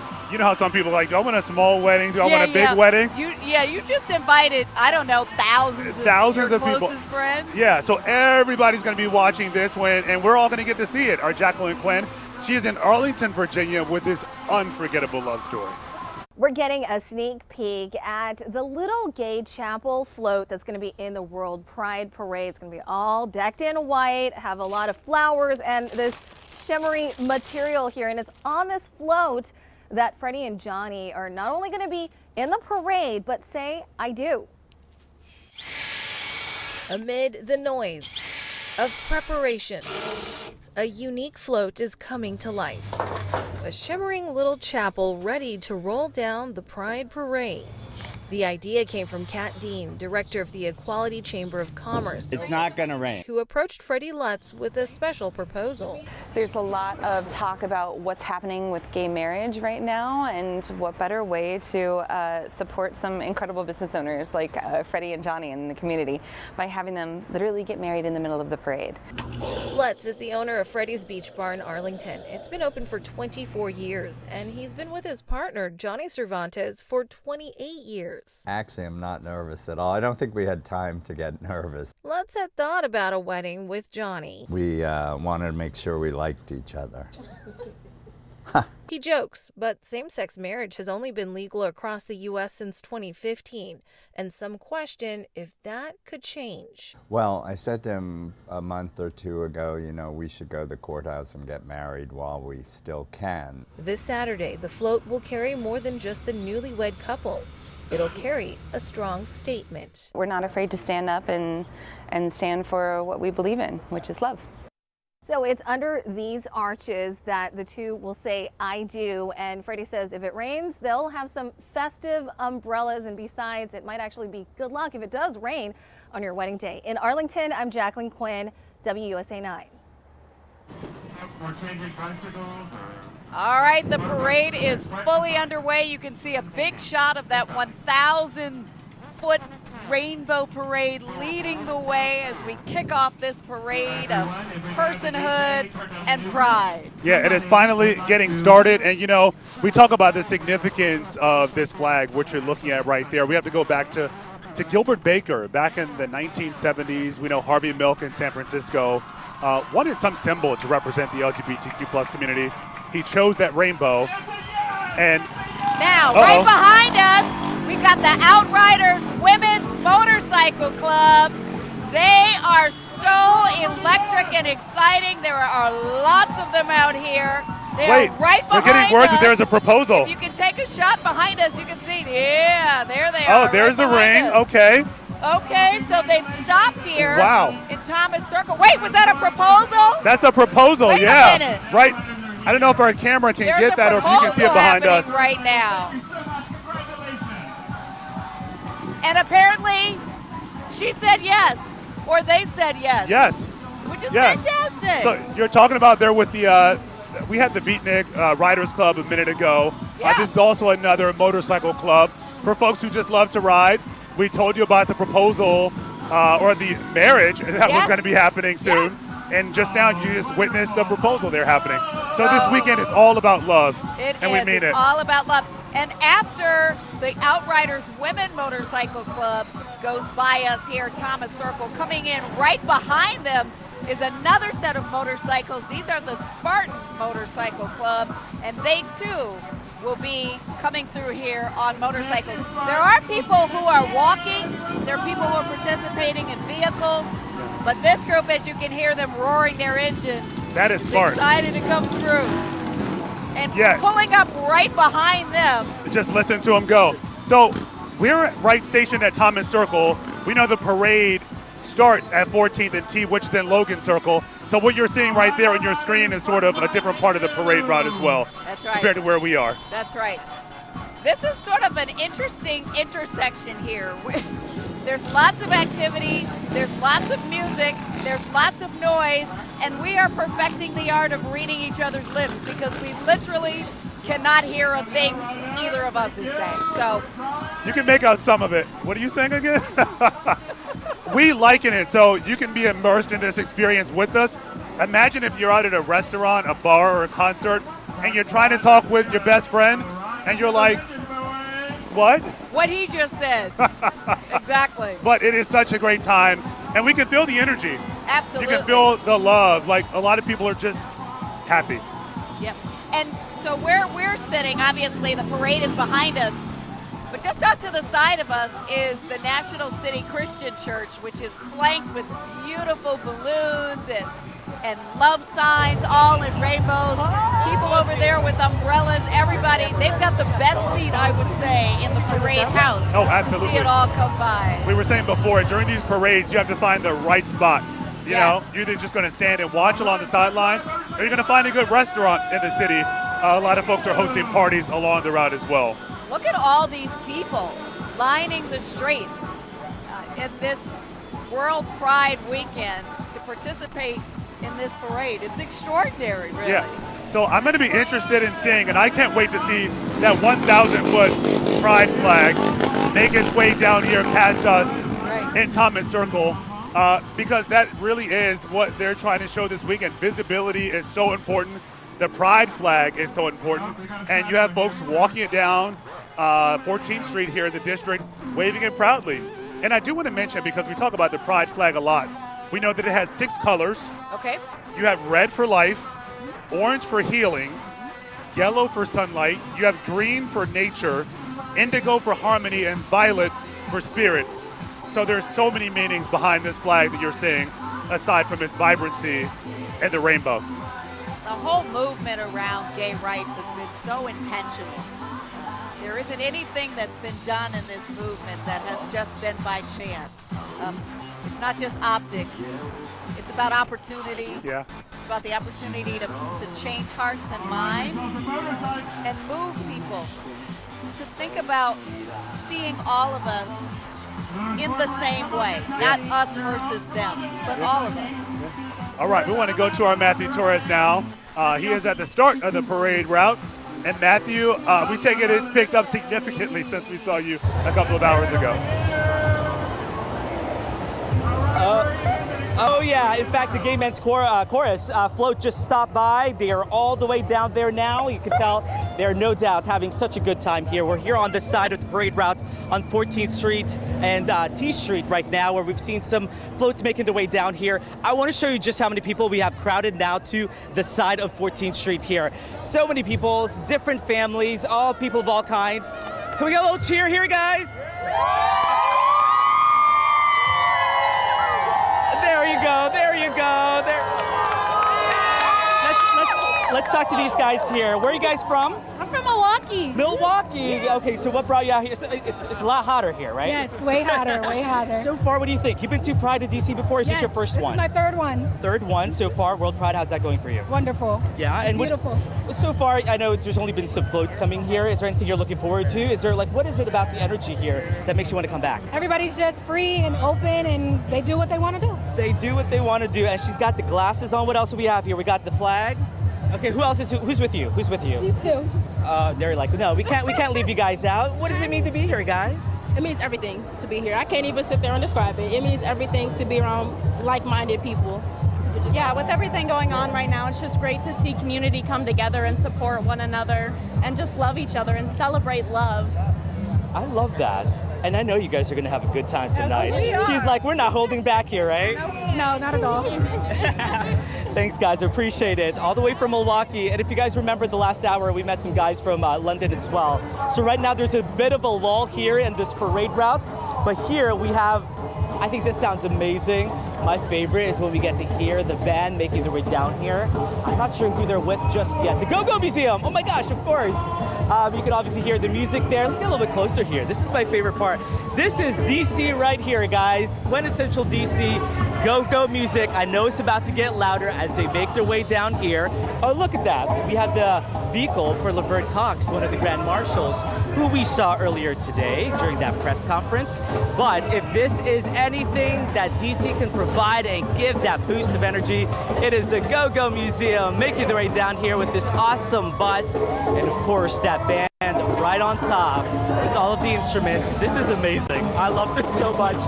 And we're just starting out. I mean, there's been several floats so far, but this one is like, this is when you know the party is ready to start, baby. What's up, Mr. Bone? We recognize this guy here.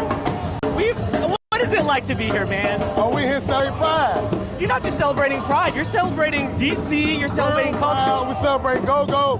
This city's for everybody. There you go. We one city. I know, the Go-Go Museum, which recently... The heartbeat of Washington, D.C. Hey, by the way, cool down. I see the sweat dribbling down already. You still got a long way to go. Bye-bye. So the Go-Go Museum recently opened. Of course, we've done stories on that as well. So such a cool experience to know that people from all over the world are coming here. And hopefully they get to learn a little bit of the DC culture as well. So let's keep walking down here while we can. So we're getting a little bit closer now to 14th and T Street here as well. And see if we can talk to more people down here. Can we talk to you guys? Where are you guys from? Florida. Florida. Florida. And why come up here? We're showing support, my husband and I, and this is our friend Melinda. She's from West Palm. It's important to be here. We have to be here. Yeah. We have to. We earlier there was a press conference with the Grand Marshals. Laverne Cox was one of them. Someone threw out Florida with the current policies in place where people in the LGBTQ community may not feel welcome. It seems like you're really representing Florida, even though there is the policy. 100% representing Florida. We are tired of the hate in Florida. I can't leave, I have grandchildren and family, but I love this family. And it's not just Trump, it's DeSantis too. We live in a state where they're literally burning books, taking books off shelves, telling people that we shouldn't be who we were born to be. It's really insane what's going on in Florida. To have allies like this, what's that like? It's amazing.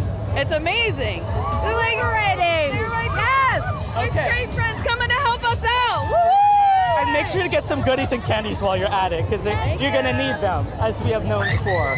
This is now the DC Mayor's office making their way down here. Of course, they were very pivotal in making this all happen. We heard from Jay Bowles as well from earlier, and really all of the work that's been put into this. We know there was uncertainty with how many people would be showing up here, especially with the current administration. But so far, here at this moment, it's really all about having a good time, all about celebrating. And we have this man named Tony behind me. He was helping me in my hype crowd. Ruth, if you could turn around, if you don't mind here. this is my guy. You were helping me get the people amped up. Well, actually, so Happy Pride. Happy Pride. So I've actually been in both of your shoes before and as a line producer. So knowing where you are and making sure you don't get run over as a media person to another media person, thank you for being here. And you know what? Let's cheer them on again. I love this get up here. Thank you. Happy Pride. Yeah. So it is like, what is this? Give me the inspiration behind. It's giving Cowboy Carter. It's giving Rainbow. I'm celebrating my birthday today. Yes, ma'am. So I said, why not go all out for my birthday? Yes. Dare I ask? Dare I ask? I am 54 years young, darling. That's right. Yes. Okay, what's the birthday anthem today? Fun. Party. Fun. Should we sing Happy Birthday? Should we go down? Yes. All right. Should we do the Stevie Wonder version or the regular one? We can do both. Okay, Happy Birthday. What's your name? It's Velvet. Velvet? Yeah. Oh, I love that. Yeah. Happy birthday, Velvet. Yeah. Happy birthday, Velvet. Happy birthday, dear Velvet. Oh, people are judging right now. Happy birthday to and Happy Pride. Yeah. I could just stay out here all day and talk to people, right? The mayor's office. Oh my gosh, it's hot. By the way, I have this like napkin that I'm like literally blotting my forehead because it's just getting started with the heat, I feel like. And it's just getting started with all of the fun. Okay, that'll be my time for now here on 14th Street. Can we get a bit more action? A little more?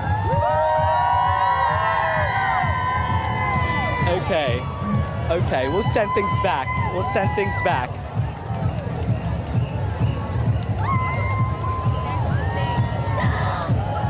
Okay, Matthew, we are taking in the parade route from our location as well. Again, he's right there at 14th and T and Logan Circle.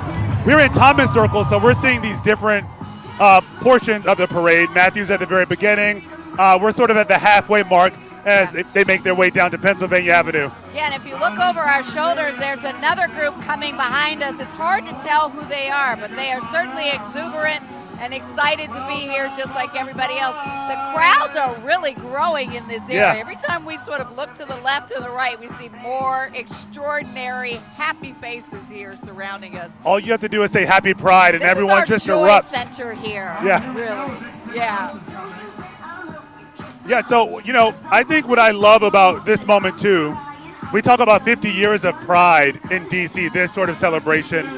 You think back to 1975, and one of the Grand Marshals, he started, Deacon McCubbin, this little bookstore, he's here today. Yeah. And he said, we need to do something. And they had about, they put out a call to the community to come and celebrate. And he didn't know how many people were going to show up. And he put the time for 2 p.m., small gathering, and he was worried because no one showed up at 2 o'clock, late as usual. And then thousands of people eventually showed up for what would be the beginning of WorldPride, or Pride, I should say, in the city. And look at how it's grown now. People have asked us, how many people are anticipated? It's really hard to know. I'm not sure that they have a firm grip on the numbers. It'll be interesting to see if there actually is a count of how many people are here. It's really exciting, though, to be here in the center of it. I haven't seen one unhappy person down here. Everybody has really been filled with pride. Yeah. Pride for this day, pride for the opportunity to be here in community with others. Yeah. Pride to walk in their light, in their joy, in their peace, and pride to know that they aren't alone. Yeah, this is what happens when everyone can be themselves. We think of so many people who came to our city this weekend and perhaps where they're from, whether it's in the United States or some other country, they don't have as many rights. They cannot be themselves. So when you have World Pride here and weeks of celebrating, clearly everyone's going to soak that up as much as they can. And that's on full display behind us and what you're seeing right there on your TV as well. I'm glad you brought that point up, though, because we're looking at the 11, 12 pages of parade participants, and what we noticed is there are parts of our country, small communities and rural areas that are represented here with the sole purpose of making sure that the people that live there feel seen. That's right. We live here in the nation's capital where people have a lot of agency, but in other parts of the country and a lot of groups that are participating today, it's a big deal for them to be here, to be seen in a space and then have to go back home where they maybe aren't as valued and aren't seen as equal contributors to making their communities and our society at large better and bolder. Yeah, we were talking about earlier, Shanghai Pride is represented here in World Pride, and we know in China, they don't have the same protections as we do here in the United States. They don't even have a parade. They have primarily festivals there in Shanghai. And art installations for that very reason, right? Yeah, so they find some way to, celebrate Pride, but this is totally different than what they would normally be used to back at home. So you have a lot of folks seeing what's happening here. Hopefully this will serve as an inspiration, to do the same wherever they're from. So I think what we're seeing here are American Veterans for Equal Rights, LGBTQ, followed by the World Pride 2025 Fife, Drum, and Bugle Corps. You probably hear them marching behind us. And it got, let's listen to this. You can make it out right now. What an art too, right? To be able to march and just, Loud and proud. Yeah, I love that it. is awesome.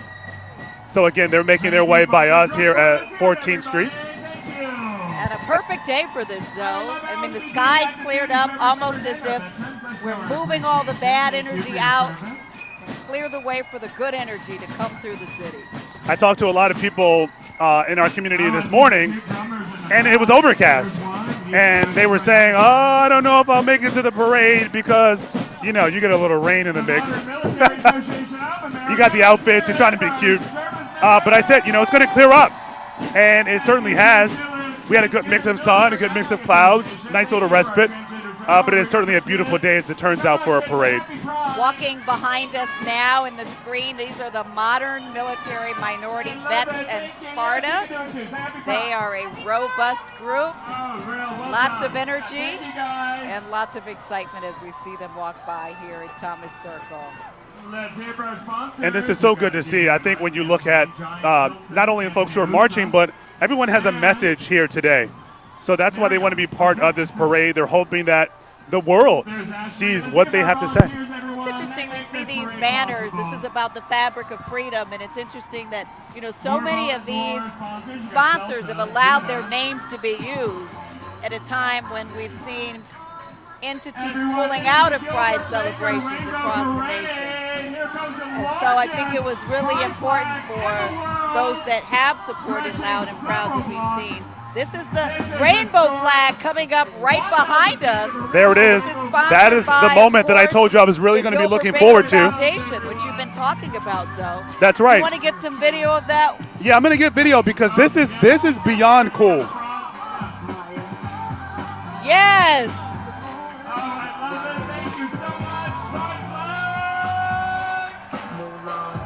So we know that the flag that you're looking at right now, it was sent around to different Pride organizations across the world, and they stitched it together to have what you're looking at right there. So this really is a global event. And as you said, each of those colors as they move behind us through this crowd has meaning and symbolism. Yeah, because they wanted to make sure that the LGBTQ plus community is visible. And we said before, you can't miss the Pride flag. It was extremely genius to adopt that as your, and they want to make sure that it's seen and that it's posted because it does represent safety and inclusivity, and there's no shortage of that today. And we were talking with Vincent Starr earlier. He talked about just how significant this flag has become. I think we had another guest who talked about how it is one of the most recognized brands, right? Right. In the world. And you see a Pride flag and you know what it denotes. Yeah, and we heard from the Gilbert Baker Foundation a little earlier, and they talked about how the Pride flag is being banned in some towns, in some school districts. So they're part of what you're seeing right here. They organized to make this happen, to stand up to those who are essentially trying to silence the LGBTQ plus community. So again, it's hard to miss this, and they want to make sure it's seen. And again, this was stitched together using fabric and pieces from different communities across the country. It's 1,000 feet long, so it may take a little while to move through the circle, but it certainly is exciting to see it for sure. And after the flag makes its way through, we're going to see something that has just become such an integral part of the fabric of our city, which is the Gay Men's Chorus. They'll be coming up after the flag moves through. Right now, though, the flag gets a moment to just flag. Yeah. And everyone's going to want to get a picture of that and stop with that. Yeah. That is so awesome. And think of all the volunteers involved as well. And I think there are some members of the Gay Men's Chorus that might even you have the Gay Men's Chorus. carrying the flag as well. Yeah. So you have different members of the community who are part of this. Yeah. Again, you're bringing everyone together with this flag from all over the world. All over the world. But when we talk about the Gay Men's Chorus, there are a lot of them here. And of course, they have been singing since 1981 to really improve equity, justice, and inclusion for all people. 250 members of the Gay Men's Chorus, 4 ensembles, dance performers. So we're getting to see a small number of them today here in Thomas Circle. Hi, everybody. Sorry, we're getting sucked into that as well. It's contagious, you know. You talk about the Gay Men's Chorus, and they preach inclusivity and equality, and we always talk about how music brings everyone together. Yeah. So what better way, what better purpose? Absolutely. And they sound great if you haven't checked them out already. Absolutely, they are an extraordinary ensemble. All right, you want to go back to our Matthew Torres? Yeah, let's go back to Matthew and see what he's seeing right now. Hey, Matthew. Hey, it is so loud. I found the best spot by the DJ, by the music, with all of the... Look at that. Right now, this is, I believe, the Latinx float making their way here. Yes, Sashay, away. Happy Pride! You can find your queen right here. Look, we got Glenda. Oh, love Glenda. Hello. Oh, I just saw the Wicked trailer. Thank you. It's so good to see me, isn't it? No need to respond though. It's simply rhetorical. You're amazing. Why, thank you. So, I mean, can we get a little sneak peek from the movie? With the singing, I mean. With the singing. Can we get a little bit? I'm not allowed to say too much. Okay. I mean, Alfie would get a little bit upset otherwise. You know, it is a story about our friendship, but she would get really mad if I dropped any spoilers. And we're totally friends. And we're totally best. I get it. Can we get at least a twirl? Yes. Look at that. That's amazing. I mean, hello. Why wouldn't we have Glinda over here? Where? Can I? Oh. May I? Wait, are we holding it together? Yes, we are. Sorry, I don't know if I'm... Where's Elphaba? Well, right, the heat might make her melt a little bit. So she's hiding out in the west right now. I hear she has some new pets. So I'm really excited to meet them. We have a play date. I love animals, you know that, right? And in honor of the animals, that's why I changed my name from Galinda to simply Glinda. That's right. We love an animal ally. Of course. Thank you so much. I mean, hello. For all you Broadway members of the LGBTQ community, that's a little present for you there. I love that so much. So once again, we've just been checking things out here. So many cool floats are making their way down to where Lorenzo and Leslie are right now. So currently, it is all about pride here. It is all about being who you are. How are you doing? I'm doing great, and you? Yeah, talk about the electrifying energy of this crowd here. I'm sorry? Talk about what it's like to walk down the middle, 5th, 14th. It's absolutely incredible. Do you see how many people are here today? You tell me. Oh my God, this is an incredible opportunity I have. It's amazing when they're like cheering you on. What's that feeling like? I mean, it's great. It's amazing to serve my community and be here to support those who may not are oppressed in one way or another. You know what I mean? Yeah. Thank you. Well, best of luck. Stay cool as much as you can. I know you've got a long way to go still. A little bit. Just a little bit. You know, what's really cool is that the fact that this parade, people are really celebrating, obviously having a good time, but also they're recognizing it's about being open, about being who you are, being not afraid to express who you are. And the people that we've interviewed, that's kind of the bedrock of the reason they came here at the end of the day. I'm hearing the fans clacking. Who's the better clacker out of the two of you?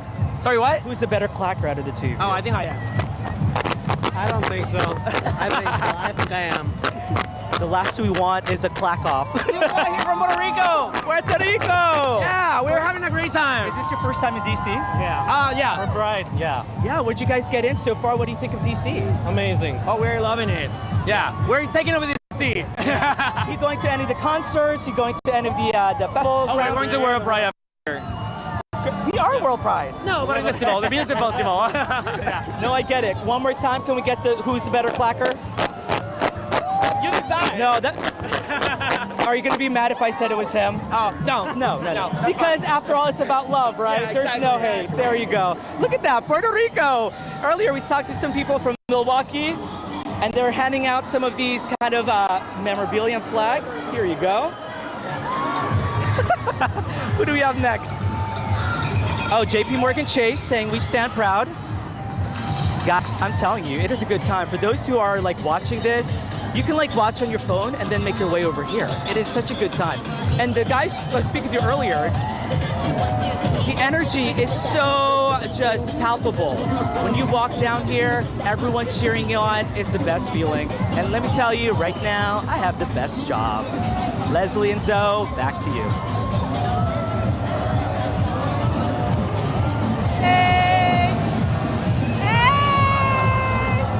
Oh, hi everybody.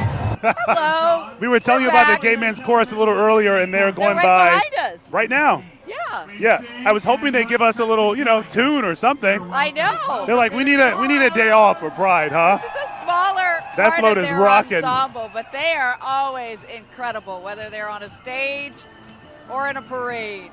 So Matthew was talking about, I guess, clacking, and you were supposed to get that down by the end of this program. Yeah, I've been have trying, you mastered it yet? I we got some. My Les, band. Oh wait. we got some work to do. Not that I can do it any. Wait a minute.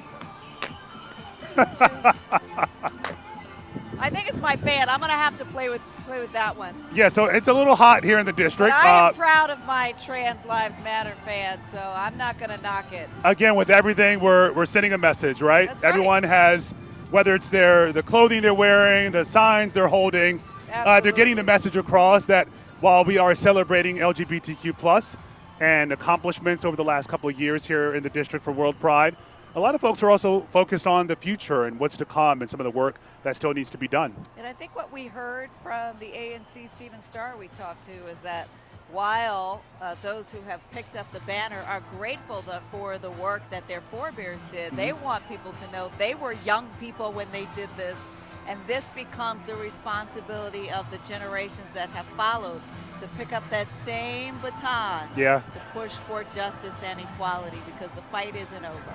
And we heard from someone earlier this week during our broadcast, again, another advocate, activist, who said, nothing's guaranteed.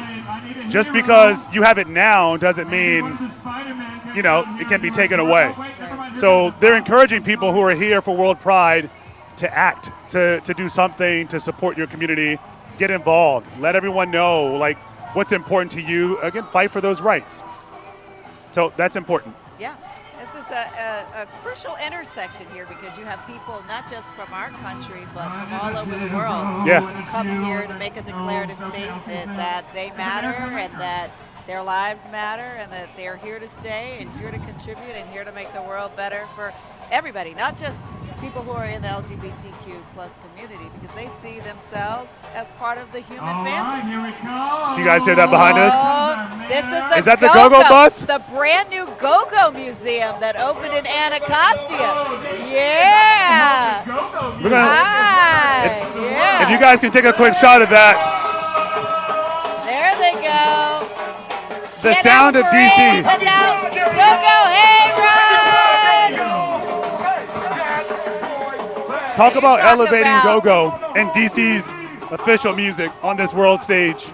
That's a first. Yeah, right? yeah. There certainly has been go-go in the parades before, but this is the first time the Go-Go Museum has had a place of residence in this parade because they just opened. You can't talk about the history of D.C., the history of gay rights or black gay rights without talking about the soundtrack of it. And that's Go-Go. Yeah, so we always say, you're in D.C. once you hear Go-Go, right? Absolutely. So if anyone's, a little hungover, not all there today. Wait, so Where am I'm I? reading your lips. Or did you say that you were a little I'm not impaired? hungover. No. Oh. I'm saying if people are someone else. Some people. I was home early last night, okay? The people that you know. You're going to hear that Go-Go and remember you're in Washington, D.C., the official sound of this So the city. reason why Zoe is saying this is because I said to him, there is no way that you're going home Friday and not doing anything Pride related. And he's like, oh no, I'm going to rest up so I can be ready for parade coverage. I said, oh no, friend, you're going to celebrate.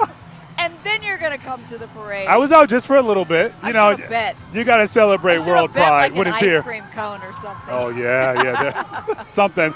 We have Mayor Bowser now marching in World Pride as well. Comes the mayor. Mayor Bowser and her team. And what's interesting about the city is they encourage people to join the mayor in walking. Yep. So if people are ready, you want to walk in the parade, you just have a makeup of district residents here for World Pride. The mayor and her team have been some of the loudest voices, obviously, pushing for World Pride here in Washington, D.C. Yeah.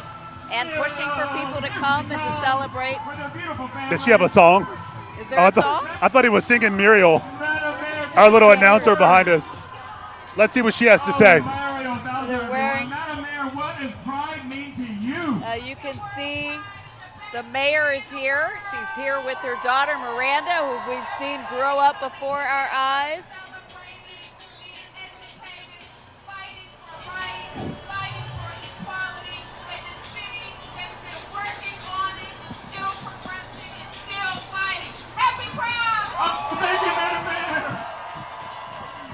Thanks so much. Happy Pride. Mayor Muriel Bowser and the Bowser's team, Bowser administration, walking loud and proud today here at World Pride.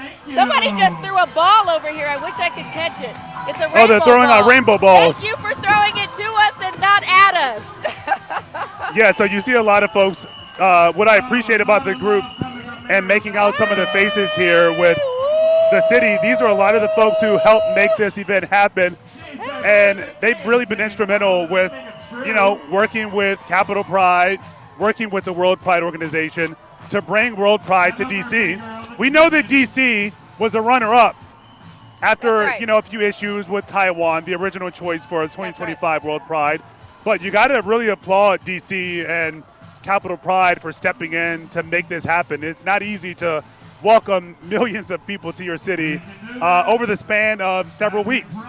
Yeah, mastering the art of the pivot. There were a few little hiccups there with the closure and then the reopening and then closure and reopening and closure and finally reopening of Dupont Circle Park.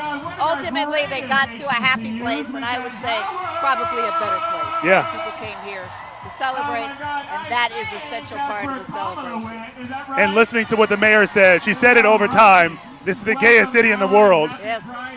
And she wants to make sure people see that, they understand that this is a place of inclusivity and all are welcome to the district. And she acknowledged that there is more work to be done. So, do you know anything about this group that just walked by? Oh, HU! You know! Someone knows about HU. They know about it all too well. Our producer Spencer just held up a sign that said Howard. I'm like, Howard University? Oh, yes. Yeah. You know. Standing proud, walking in the Pride Parade again, letting everyone know that all are welcome.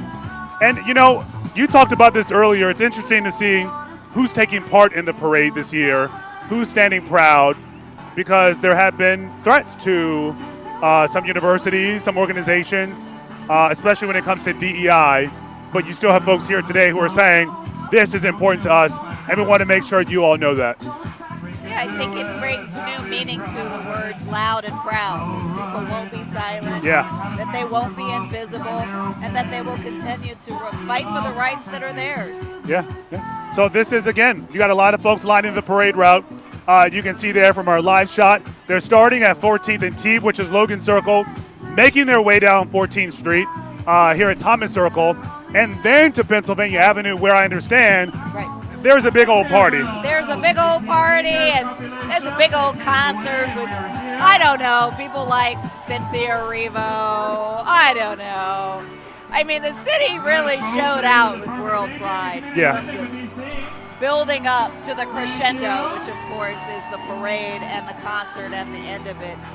And the weather.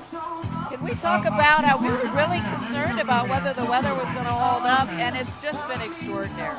We were worried during the week. We're like, no showers, no storms. You get WorldPride once. Yeah, because people want to live boldly, but they don't want to live wet. You know people plan their outfits. They want to live dry for parade. Yes, absolutely. So this has been really, really good to see. Who do we have behind us right now? Oh, yes. Happy Pride to you. Happy Pride to you. This is the Department of Aging and Community Living for the District of Columbia behind us on this Old Town trolley, followed by the LGBTQ plus firemen on the fire trucks that will follow them. There's really every part of our community is represented. Yeah. And I love that at the beginning of the parade, we had a lot of global organizations here on this international stage, really just expressing themselves, living proudly, living boldly, as we just saw there. And now you have D.C. A lot of government agencies, a lot of D.C. groups being represented here for Pride as well, because as we've said, this is a welcoming city. A lot of folks know that the District of Columbia is the place to be, and it is a welcoming city if you are LGBTQ. That's right. It's a global celebration, but it's a local family. It's a local family here. It feels like a family reunion. There's so much joy on people's faces, so much happiness. You know, people are clacking those fans, clacking them the way they should. Yeah. Not like some of us who are still trying to figure out how to clack the fans. But it really, it's like a party like no other, a party with a purpose. Yeah, I think a lot of people, you bring so much to Pride, and your personal stories, just a lot of what's happening in the world. But I think you find this day, people just sort of let loose and try to forget about it all and just have fun with it as we see the D.C. Fire Department. People literally let their hair down. Yeah. It's been great. D.C. Fire and EMS doing the important work in our city, also standing proud 10. as well. It's company number 10 here in the city. Hey! That is quite the float. That you talk is about quite the float. How are we going to show up for Pride? I'm not sure how you top that one, right? Yeah.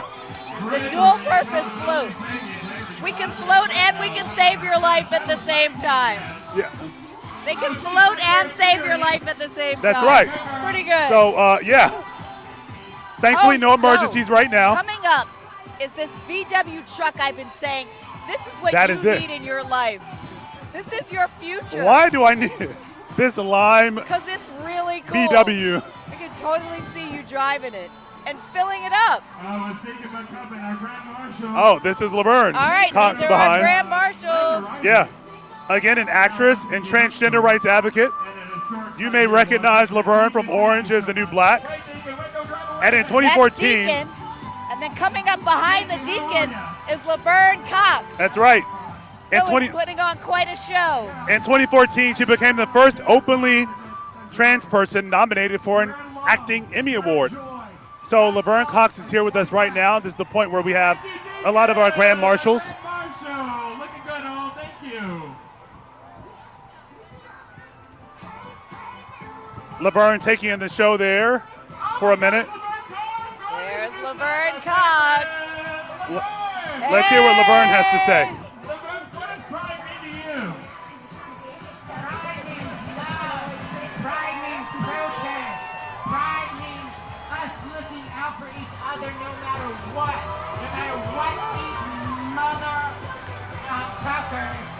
Our son is trying to do to us in Congress or in the White House.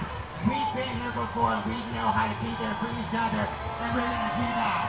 And today is a demonstration of that. We got each other, right? We got each other. Oh, stay in the love, honey. Hallelujah. Hallelujah, Laverne Cox, everyone! We loved you and every project you do. Thank you so much. Yeah, again, Laverne Cox there taking in the moment, but also sending out a message that, you know, the LGBTQIA+ community has been here before. This community knows how to fight. This community knows how to stand up and protect its own. I also appreciate how she edited part of that so we don't get into trouble with the FCC. Thank you very much, Laverne Cox, for that. And really at a pivotal time when you're talking about trans rights under attack right now, being rolled back. So she's standing up, being visible, making sure that trans voice is heard. This is our third Grand Marshal, Renee Rapp, who's there. That's right. Yeah. Singer and actress who starred in Broadway's Mean Girls and TV's The Sex Lives of College Girls. Apparently a rising queer pop star, and is going to perform during the WorldPride Music Festival too. So she's going to have a busy day participating in the parade and then giving a show after. All right. Hi. So great. Thank you so much. Welcome to WorldPride. Coming up after them, you're going to see DC Latinx Pride. Members of the Latinx community showing off their pride. Okay,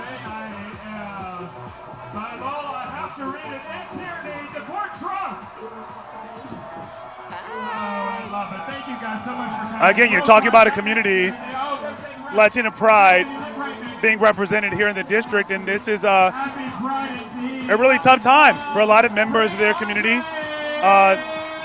Obviously, with a lot of the deportations we've seen. So they're right there, bringing home Andre Jose. So they're really standing proud, getting their message across while the world is watching. We should tell people it's the sights and the smells of DC. Yeah, it's a. You know you're in DC when there's a smell. At an event, when there's quite the added fragrance. I'm All right, sure you can figure that out. Let's go to our Matthew Torres now, who is at the beginning of the parade route, where again the party just continues. Matthew. Yeah, no doubt, party still continuing. We are closer to T Street here on 14th right now. We have WMATA Metro passing by us here. Just briefly, you can see just how colorful this Metro bus is at the moment. So there is a little bit of, actually, let's turn this way, Ruth. Lost River, West Virginia, which has a pretty good community when it comes to the LGBTQ folks there. I've actually yet to go there, but hopefully one of these days we will do that as well. But here at 14th and T, the energy is still alive, no doubt.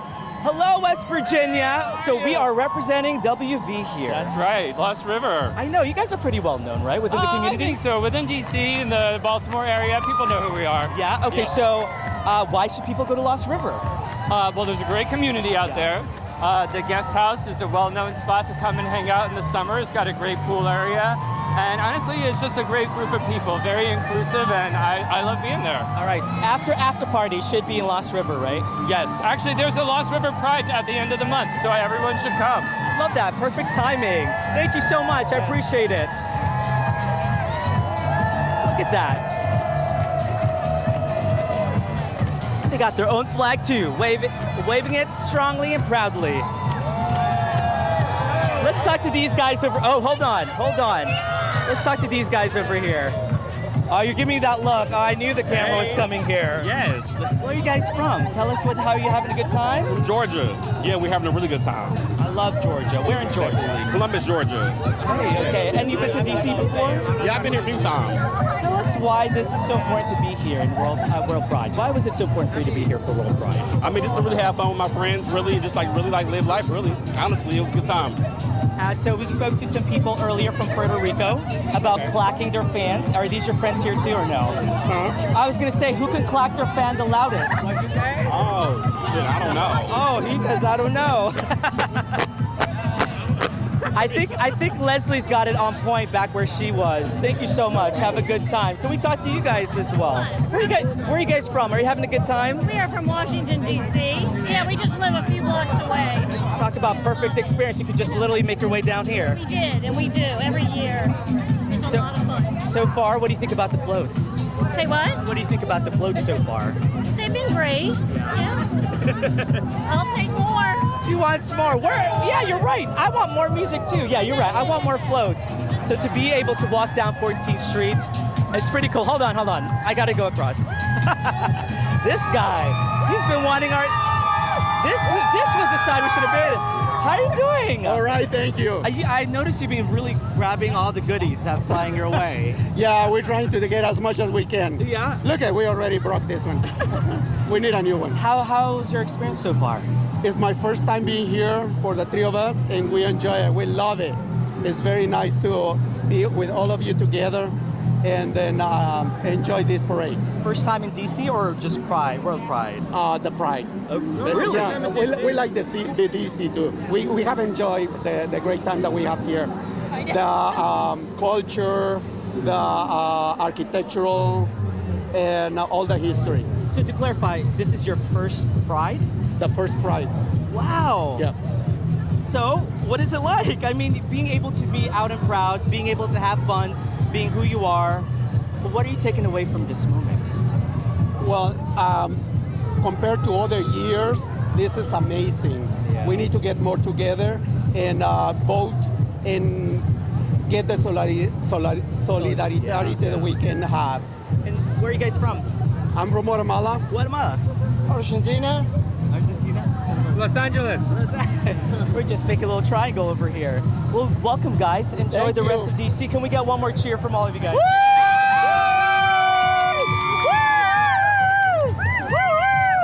This is honestly, that's really what I love about talking to people. You don't know where they are. I mean, Guatemala, Argentina. We spoke to people from London. So it has been truly a world pride when it comes to where everyone is coming from. So there is a little bit of a lull right now, so we'll send things back over to Zoe and Leslie.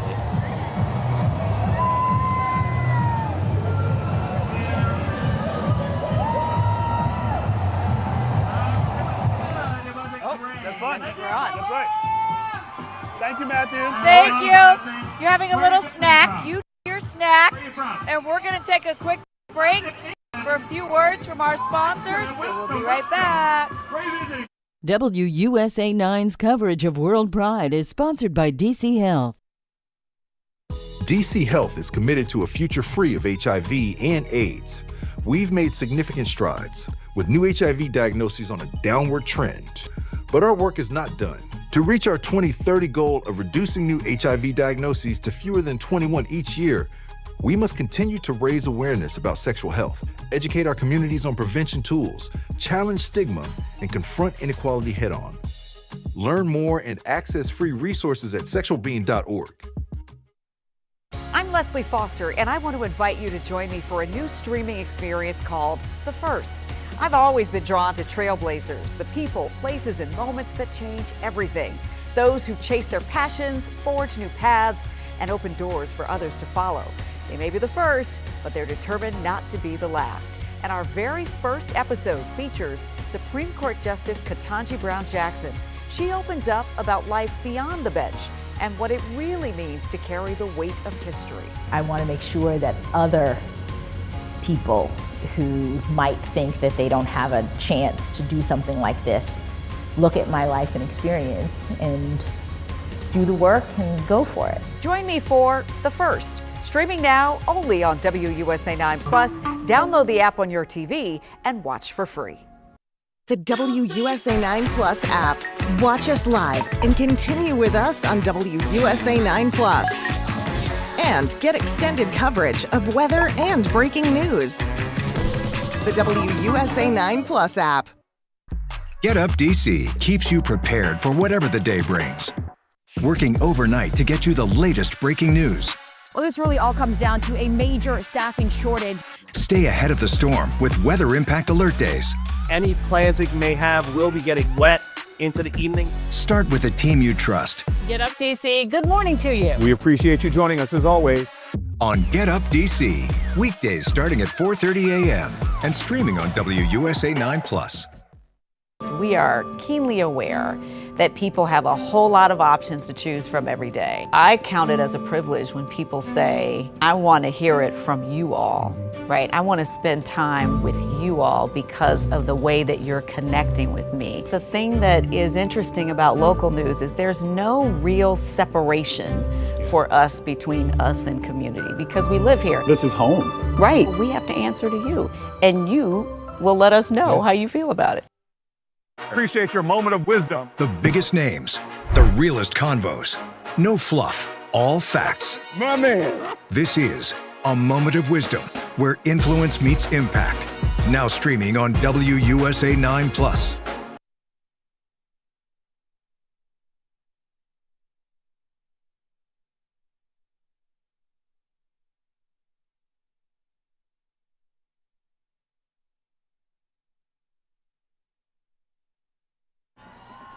Welcome back to our live coverage of the World Pride Parade here in the district. It's good to see you here on WUSA 9+. I'm Lorenzo Hall. I'm Leslie Foster. It's exciting. Right coming behind us is Eastern High School. They're an incredible band. You can hear them a little off in the distance, but they're getting closer to us now. Yeah, can we take a shot at Eastern's band right now because we know they've been performing all over the country, all over the world.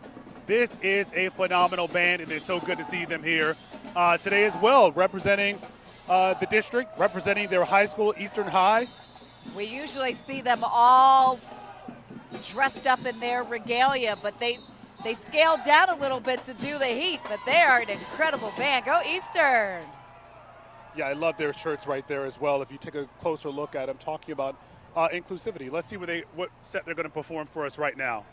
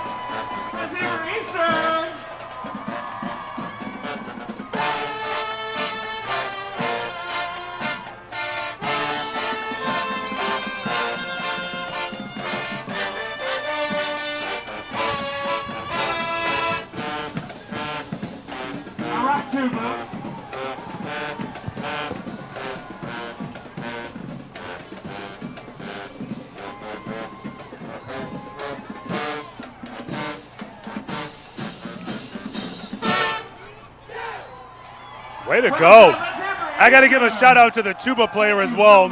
I played tuba in middle school and it was not good.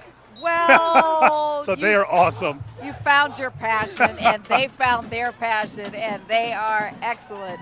The many groups out here participating in today's Pride Parade. Yeah, that's right, including an Iranian group as well. You're going to see that float in just a minute. And we know that our Rafael Sanchez Cruz, he caught up with the folks who are behind this float here in the D.C. area and the important message they're trying to send through art. Let's hear one more time for Eastern. So anywhere where it says B. So many of us haven't met each other before, funnily enough. In a matter of weeks, this group came together. We need all the help we can get. They raised funds. We're not just building a float, we're building connections and potential lifelong bonds. The entire inspiration for this was what would queer Iranians in Iran want to see on this world stage. Mina Jafari was charged with making this inspiration into art. In Farsi, they say, "Muqavemat zindagi ist," which is existence is resistance. A resistance that this group says is necessary more than ever. What we're doing here couldn't happen in Tehran, for example, I don't think.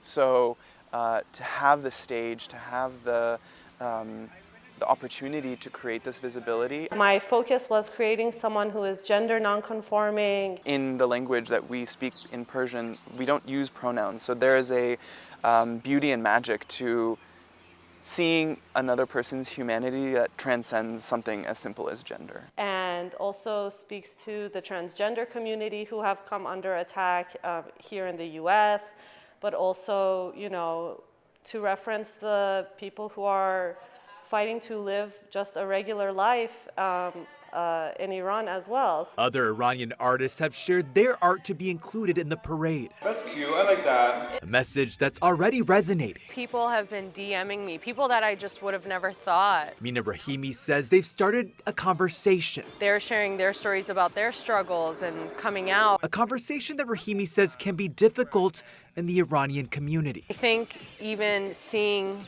these images in this community will hopefully plant the seed. A seed of acceptance. We're here for you, and we see you, and we love you. Rafael Sanchez Cruz, WUSA 9. Yeah, so there you have it. We talked about this a lot. A lot of folks are using this moment to send out a message to the world while everyone's watching, including this group right here. Absolutely, and behind us we just saw some members of DCPS. We've got the Bermudan contingent right now representing the LGBTQ plus community in Bermuda, ensuring that people there are seen, are heard, and validated in their life experience. And what I find interesting about this as well, Les, as we watch this parade and who's involved, you have a lot of these pride groups letting folks know, hey, you're welcome. You can come here. Bermuda is a place for you. So that's been interesting as well as these different groups try to let everyone know that they are welcoming and you have a place there. Yes, so many different entities represented, not just from here, but around the world, including communities where the experience of being LGBTQ is not one that is universally embraced. And so to know that they're here and affirmed and part of this global family has to leave them feeling full and ready for the fight that still continues wherever home is for them. And that's why you have Interpride walking by right now, the International Association of Pride Organizers. So they're really the group responsible for bringing everyone together, these different pride organizations, and knowing what they need to fight for, what's important, and really what's happening around the globe and keeping everyone on the same page. So Interpride marching in the parade, doing the important work year-round, globally. So it's really good to just see these different groups in there. It is. And what they bring to the table, because they're all, yes, they're part of the LGBTQIA plus community, but they're also different and unique in their own way. It is, and it's interesting to see how each group does something a little bit different, from what they're wearing to the energy they bring to the parade route. They're all being their own authentic selves, and it's great to see. It is true, stronger together and prouder than ever. Yeah, we were telling you about Shanghai Pride a moment ago. Here, I think. Their sign, stronger together, prouder than ever. And Asbury Park Pride there with them as well. And so we were telling you, I don't know if you remember at the top of our streaming here, that Shanghai, they don't have a lot of the same legal protections in China that we're used to here in the United States. But they still find their ways to celebrate. And they still wanted the world to know that they are celebrating and they're accepting in Shanghai as well. This is one of those communities we talked about where they really are trying to build inclusivity. And the Oceania is Australia, New Zealand, and the Pacific Islands, and really recognizing people in those communities as well. So we see them coming down here behind us here in Thomas Circle, headed toward Pennsylvania Avenue. You can see them getting a rousing round of applause here. And I love this global fair. It's different to see how people celebrate. Absolutely. You know, we're used to Capitol Pride, putting on the Pride show here in D.C. every summer. But to have this international touch is special. It's different. It's pretty cool. Matthew Torres is getting to see lots of different parade experiences and talking to lots of people. Let's see where you are now, Matthew, and who you're talking to. Hey, Hey there, we're here at 14th and Riggs. I know it is so loud right now, but here we got the energy from our European friends, the Nordics for equality. So we got Sweden, Norway, Denmark. You know, about time we heard some ABBA here today. How are you doing? I'm very good, thank you. This is amazing. I love this. Which country are you from? This is Norway. Norway. I'm going to Norway for the first time actually in a few weeks. I'm going to Norway for the first time in a few weeks. I'm going to need some suggestions from you. What is it? What is it like? The Nordics are together today. No, clearly. What is it like to be so united here today? This is a good tradition for the Nordics. Yeah? Solidarity for everyone. Humanity. Humanity. That is all unity right here. How are you? I love, you got all the flags in your hair. Yes, I do. Tell us, what was it like to be, put this together for today? Oh, it's just wonderful. It's an amazing feeling. You just can feel sort of the love coming from the people, and we're trying to give it back. That's right. Yeah. This is the ambassador of Iceland. Oh, sorry. That's what it's all about. You heard him say it. Humanity. Hold on. Let's get some people singing. Let's hear it. Let's hear it. Give me a man after midnight. Won't somebody help me chase the shadows away? That's right. Somebody help you out. Also, actually, coming from this same flow, we finally heard Whitney Houston, I Want to Dance with Somebody. I felt like it took so long to finally hear that song. No, we're just walking down here on 14th. We're just passing Riggs Street right now, where the energy is still alive and well. You can see that. Yes! How are you doing? You having a good time? Yes, I am. Yes, how much of a good time? Sorry? How much of a good time? I know it's so loud, too. 500%. Let's hear the whistle. That is a 500% whistle, baby. How are you doing? How are you? I love the sash here. What does it say? Capital Pride Hero. I was a hero in 2004. Tell me all about, so 2004 till now. Yes, a lot of fun. A lot of fun. Much bigger crowds. A lot of change. A bit, yes. A bit. Yeah, I got married. I could get married. That was the best part about it. Who knew? But to see where you guys are at now versus 2004, I mean, describe that for me. Yeah, no, it's absolutely amazing. I've been organizing. I've been involved with Prides. I think this is 31 years. I started in '94. Wow. Yeah, I'm old. No, you're still young in spirit, though, as they say. Yeah, no, it's really amazing. I mean, we have marriage equality. Look at this crowd. Just pan and look at the number of straight people and allies on this, you know. And this is an insane crowd. It's awesome. Yeah. No, thank you so much for what you have done and still continue to do. Yeah. Hey, look at you. Look at that. Chris Dyer, folks. As we're also greeting all of the people down here. Hello! Are they too loud for you? No, not loud enough. I heard you plugging your ears. Well, because I'm old and I'm trying to keep my hearing as long as I can. But still young in spirit, right? Exactly, yes. How are you guys doing? Good, we're great. Where are you guys visiting from? Knoxville, Tennessee. Knoxville, Tennessee. I used to live in Tennessee. I know all about that. Have you guys been to D.C. before? Yes, many times. And been for Pride before as well? We have as well, yeah. We've actually walked to the parade before. Yeah. Nice. But how would you compare, I guess, World Pride to, I guess, a regular D.C. Pride? Look, it's always fun. This may be a little more extra, but also fun. You said a bit more extra? A little extra. That means you guys are here. That's why. The personality's a bit extra, right? Thank you. See, that's a compliment. Happy Pride, happy Pride. That's a compliment. Just a little bit extra. Who do we have here? The King Street Trolley, free. And look who we're stepping up. Hello. Hi. Can we get on the float? Can we get in the bus? Can we get in the bus? No. They said no. You lied to me, sir. Oh my gosh. This is the best part. It's just meeting random people.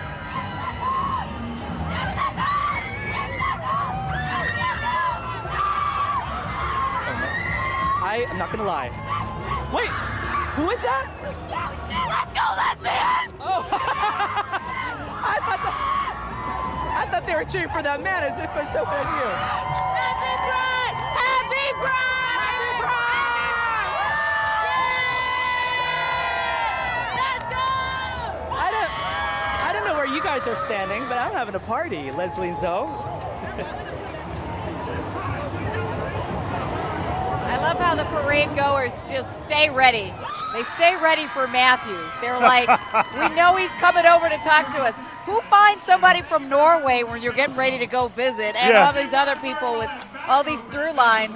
Only Matthew. Everybody Torres from can all do over. that. Everybody from all over here. Everybody. So we got DC council members over here behind us. I just saw the chairman.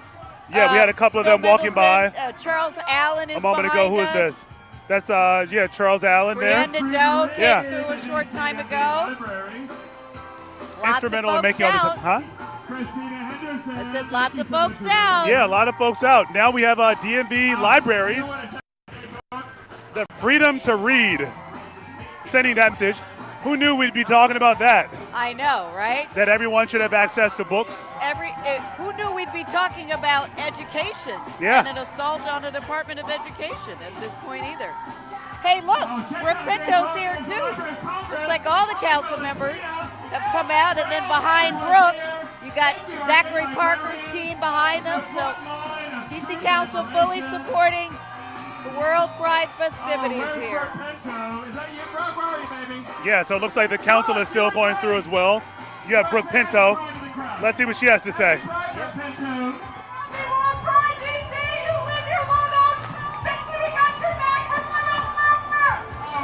Saying we got your back forever. Got your back. That's the message a lot of folks want to hear. You have Zachary Parker as well, the city's only LGBTQ council member. He said, I'll see you in Dupont. I'll see you in Clearly Dupont. one of the lawmakers that was pushing for the city to keep Dupont Circle Park open. There's always politics involved, isn't it? For everything. Yes. Hey, we got some cool cars coming up too on this one side of our screen. Let's see who these people are. Let's see. Oh, that's Anita Bonds.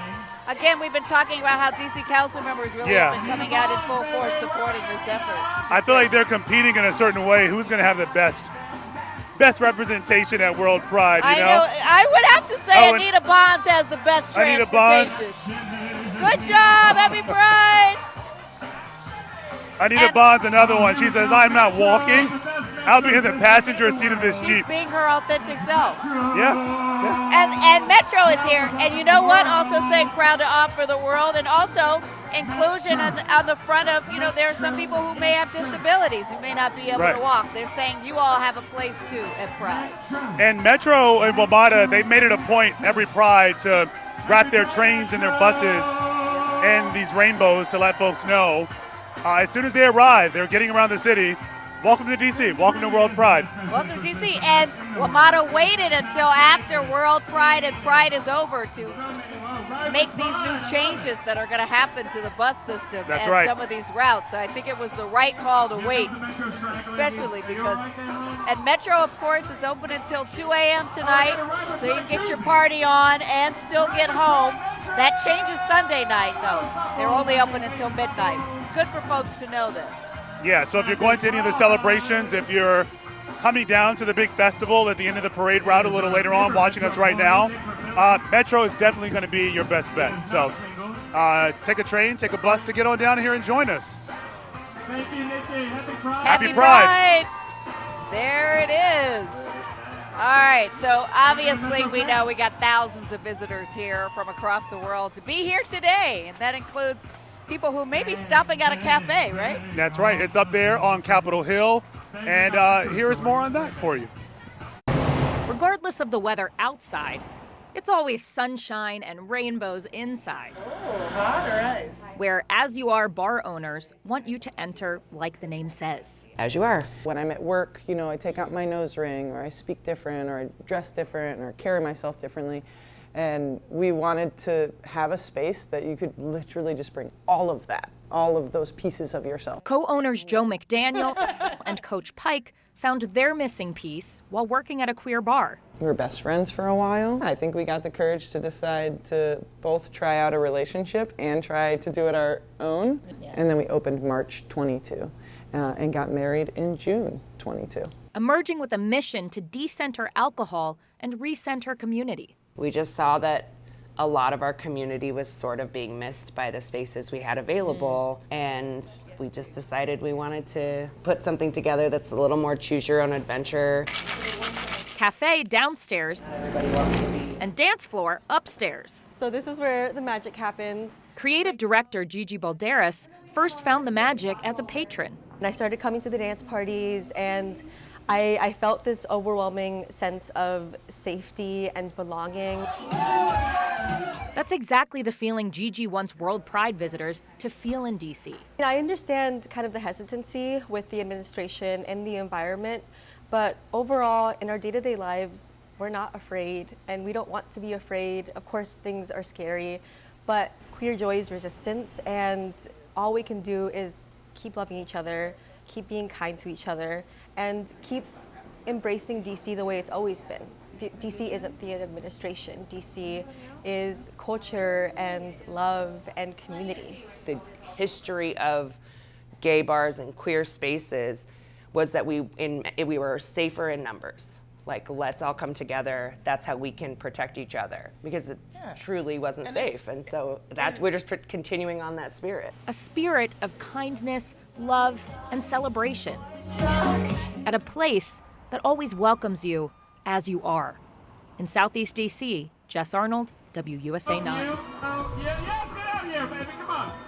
All right, now back to our roving WorldPride reporter, shaking down folks for the best human stories that you can find on the parade route. That's right. Matthew, who do you have with you right now? Hey, I have Freddie here. This is officially, look at this. He is on his way to get married. We've done stories on Freddie. Freddie, how are you feeling? Fabulous. Fabulous, and your outfit is it's magnificent. I like to be understated, you know, low key. This is Freddie's Beach Bar in Arlington, who also has a location in Rehoboth Beach. Look at him. This is all he deserves, is the attention that he's actually going to get married at Franklin Square. And this is actually Senator Danica Rome of Virginia, who is officiating the wedding and who's also leading this. Happy WorldPride from Freddie's Beach Bar on behalf of Freddie and Johnny. What's your message to people who want to find the same love as you, Freddie? Give love a chance. Give love a chance, he says. If that is a big takeaway, not only are we spreading love, but also you still have to give chance. Still got to give a chance. And just out here now, down on 14th, we are by Q Street. In fact, earlier we heard people chanting or singing, "Here Comes the Bride." As look at this. Look how long that is. This is so cool. Talk about a complete, just big sign of your love to be in this. Look at this. Are you in charge of this, making sure this doesn't get trampled over? I'm in charge of the veil today, baby. Baby. What? I mean, look at Freddie. Just Freddie getting married on the float during the parade. Is there anything more iconic? Even Princess Di's veil couldn't. I love that there's someone holding an umbrella.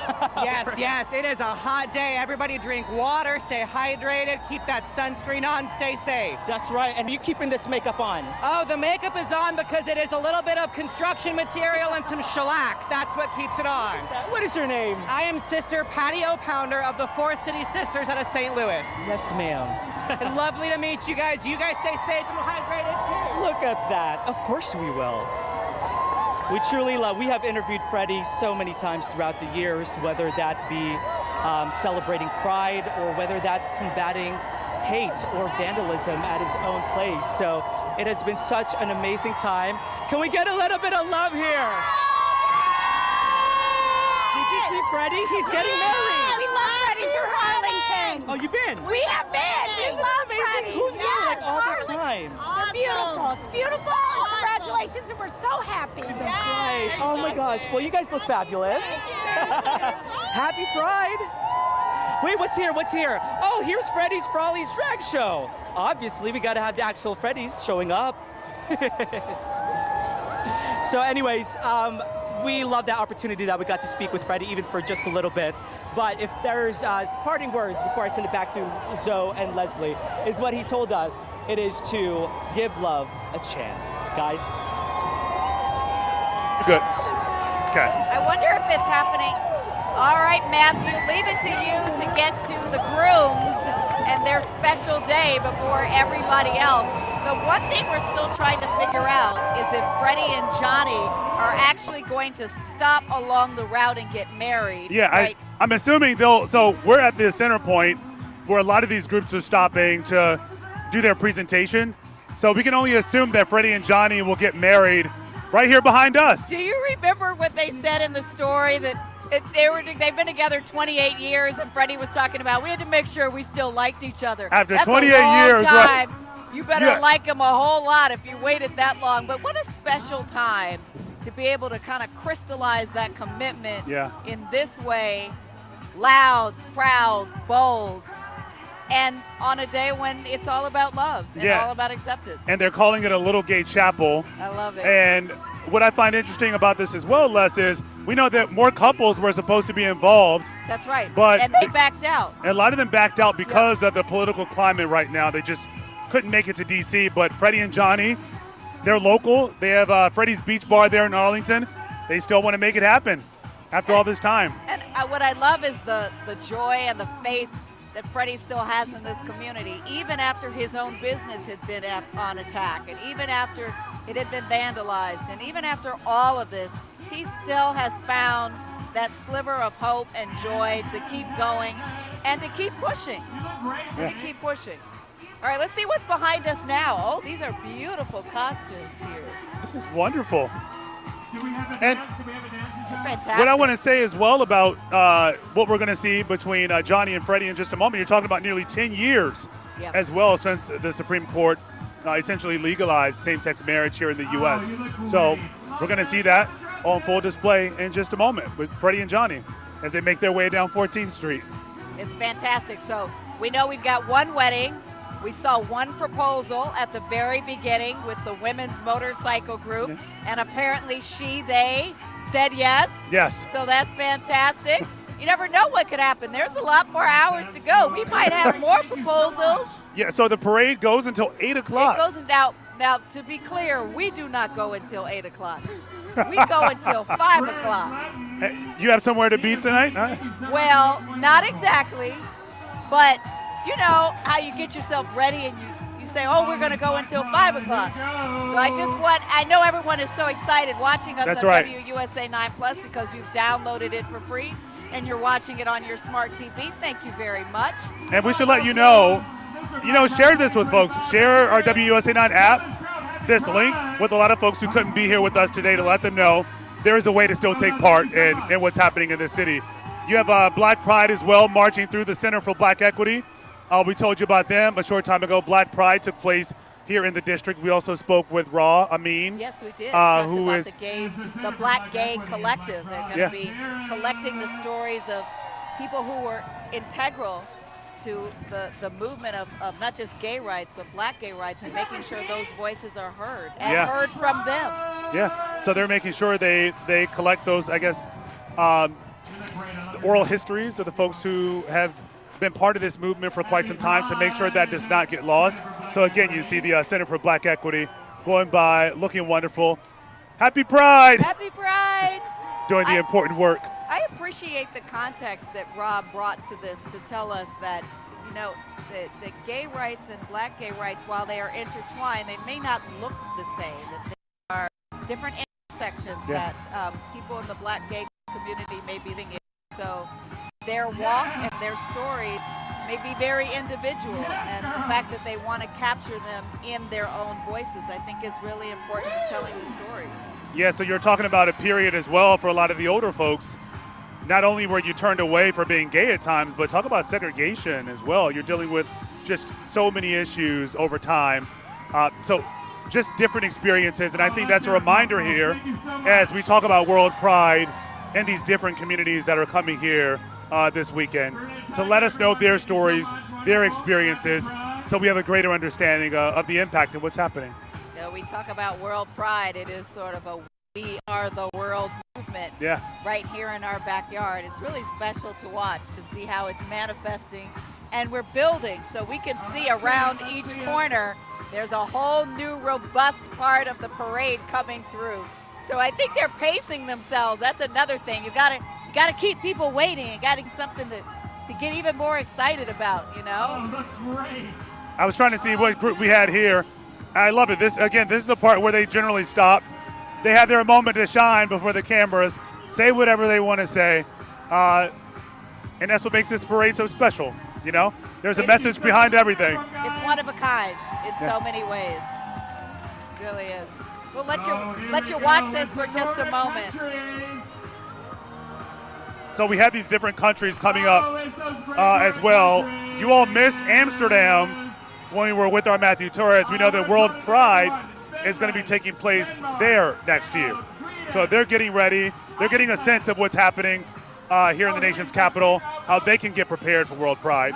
This is the float that Matthew saw from his vantage point. So these are the great Nordic countries coming here, Norway, and many others. We were seeing they're coming through with the music. Hi.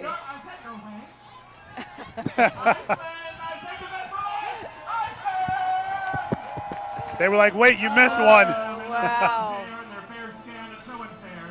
I love it. I wonder how the different countries transported their respective floats here. Did they send them fully formed, or did they assemble them here? I'm assuming, that would be a great job to be an ambassador for Pride. I'll go to this country and get the materials needed to build your float. We haven't told that part of the story, which should be interesting, the current dynamics right now. But they're all trying to bring their own flavor to what we're seeing today, and we can certainly see that as we watch a lot of these floats going by. Some folks have floats, some people have cars, some people are choosing to just walk on through. You have Ride the Bus there, WorldPride 2025. Let's see who we have now. I have to say I'm a little distracted by the DJ because the music is just so great. He's keeping us and going. I also can't hear a thing you're saying, Lorenzo. So if we take a If moment. you're watching us and we're looking at each other intensely, it's because we're reading each other's lips. Because I can't hear you. It is so loud. It's like talking at a party. You So try to make it out. fantastic. Matthew's got the best seat on the parade route, though, because he gets to move along with the crowd. Let's check in with Matthew now.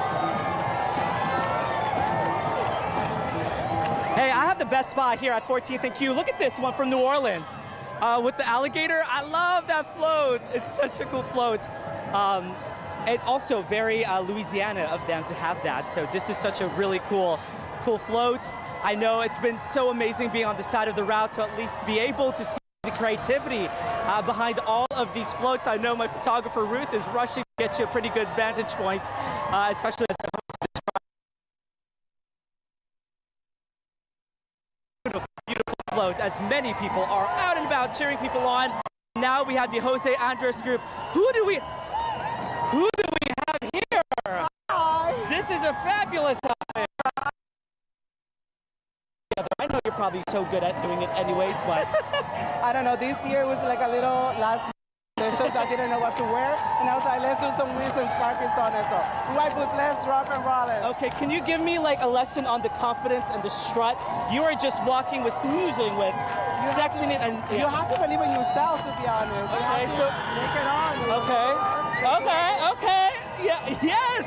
Look at this. Am I doing it right? Hold on, yeah, is that, hold on. We got left. Yeah, yes. Look at me, as if I'm some runway model or Bianca, right? What's your name? Eileen, I'm sorry. Beautiful wings. Go ahead and just fly away for us. Who am I to think I could walk like her, strut like her? Look at this, the World Central Kitchen, of course. Chef Jose Andres, a big fixture as part of this big restaurant group, and a big brand coming from DC. Just further down, we have Starbucks. as well with Pride. So different companies, not just obviously with corporations here in DC, but we're seeing throughout the world big companies, Starbucks being a huge partner and a huge ally to the LGBTQ plus community. Look at that. And look at this. We got the cups. I love the float. I'm really just in awe of everything that they have done, whether that be last minute or not. It all looks so beautiful. Did we get enough espresso shots for today? Did we get enough espresso shots for today? Yes. I had a refresher. Yeah? Strawberry refresher. Okay. Delicious. She's giving me her order. I love this. What'd you say? You're giving me your order. Yeah, so actually he's the Starbucks employee, so maybe he can give you it. What's your order? What's your order? What's your Starbucks order? Iced caramel latte. Okay. Oh, yeah. Do you approve? I approve. What's yours? Is it basic? I just like a caramel macchiato. Beautiful. Okay, beautiful. I appreciate it. All right, guys, as we have showed before, Freddie is getting married, as we have shown, and it's happening now. Hey, it just happened and it just went by us. Yeah. Freddie and Johnny saying their I do's. We were both grabbing our cameras trying to capture it as well. The crowd went wild when they came past us in the little gay chapel. Yeah, we put on by the Equality Chamber. I assume at this point maybe they've tied the knot already? Well, I think that's what he said. I think they officially tied the knot already. Yeah. But this is ceremonial. Yeah. So this is good to see. They just rolled right on by. And kudos to them being in this like full tux. Yeah. In this heat. Yeah. That is quite the wedding. Yeah. I guess, you know, when love eclipses all of that, even right. the hot temperatures, right? Cloud 9. They're Just rolling on cloud down 9. 14th Street, right? I love it. Wait till they get to Pennsylvania Avenue and there's a whole concert waiting for them. That's right. I mean, is talk that your about after party? I think Your so. sort of like I mean, reception? you have a reception with the best stars and you didn't even have to pay for it. There you That's go. living right there. They're on to something. Now that's called pride. Okay? All right, so we still have a couple of our local delegation going by right now. And we have United Airlines, one of the big sponsors of WorldPride as well, which we talked about, the different organizations and companies that are sponsoring WorldPride this year. Yeah, a number of sponsors obviously pulled out leading up to WorldPride, concerned about, frankly, losing money and losing all kinds of things. But there were some other companies that decided that they were going to show their support loudly and proudly. Although we should say there were some companies that not wanted to be heard or known about publicly, but still supported the WorldPride effort. It takes a mammoth effort, huge funding to do this. Hyatt is another sponsor, which is going to be coming behind us as well. Yeah, it takes a lot to put all of this on. They're to be commended for their support of this. That's right. So you have United Airlines, you have Hyatt as well, a lot of the sponsors. And you have to understand as well, we've talked about this over time, people are watching to see who's supporting, who's taking part. Those are going to be the companies that a lot of folks who are LGBTQ support because they're standing firm in this tough climate, this tough moment. Saying no matter what, even with money on the line, we are still there with you, we still have your back. People are watching to see where you stand when it's uncomfortable. Exactly. It's easy to say you support something when it is universally accepted and supported. It's quite another when the headwinds have changed. And so people are watching to see where do you stand when things aren't looking so easy for you, when you are in an uncomfortable position. And we've seen a lot of companies over the years, they put a pride flag on everything. Right. You know, saying, hey, we support you, we want to be there for you to make a buck. But then after a while, when things are tough, maybe not so much. And we've seen that happen with other movements too. Remember there was the whole Black Lives Matter movement and companies got behind that and we saw support everywhere and then that changed. So it's good to see the affirmation of the Pride movement here in our city with the world watching and the world standing and walking in alignment. And to see these global companies showing their support. Again, we're talking about another place. Barcelona. Exactly. Yeah, they don't even get it till 2030, but they're like, we're here. Just want you to know, Barcelona 2030. I gotta say, I'm sitting here thinking, where's the next vacation? They're pouring it on. Are you working? You're gonna plan? Wait, you're going to plan 5 years out? This is breaking news. I'm sorry. I know we're supposed to go to Matthew Torres, and we will. But if you're telling me that you're planning 5 years ahead of time, it's a thought. I am really impressed. I'm going to call Jesse and make sure that actually is going to happen, though. Like, all right. We're thinking of a place. We got something. So this is what they do. Health resources a lot of these organizations letting you know that, come on out. You're welcome. Hey. There's the logo. We have Whitman Walker. They do a lot of important work in the city, especially when it comes to health, HIV and AIDS. We're talking about the Whitman Walker Clinic. So it's good to see them as well. They were a crucial health center for so many of our neighbors in the gay, lesbian, LGBTQIA+ community at a time when other folks wouldn't see them, wouldn't care for them. They saw them and they were there standing in the gap, and they still are after all of these years. Whitman Walker is so appreciative of what they've done. Yeah, like Black Pride especially.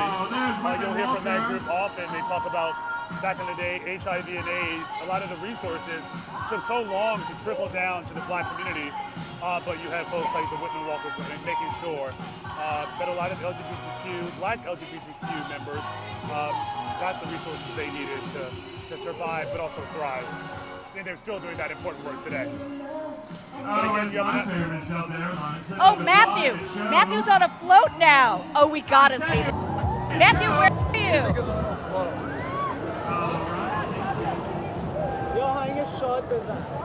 Hey, I think you guys can hear me. Can you guys hear me?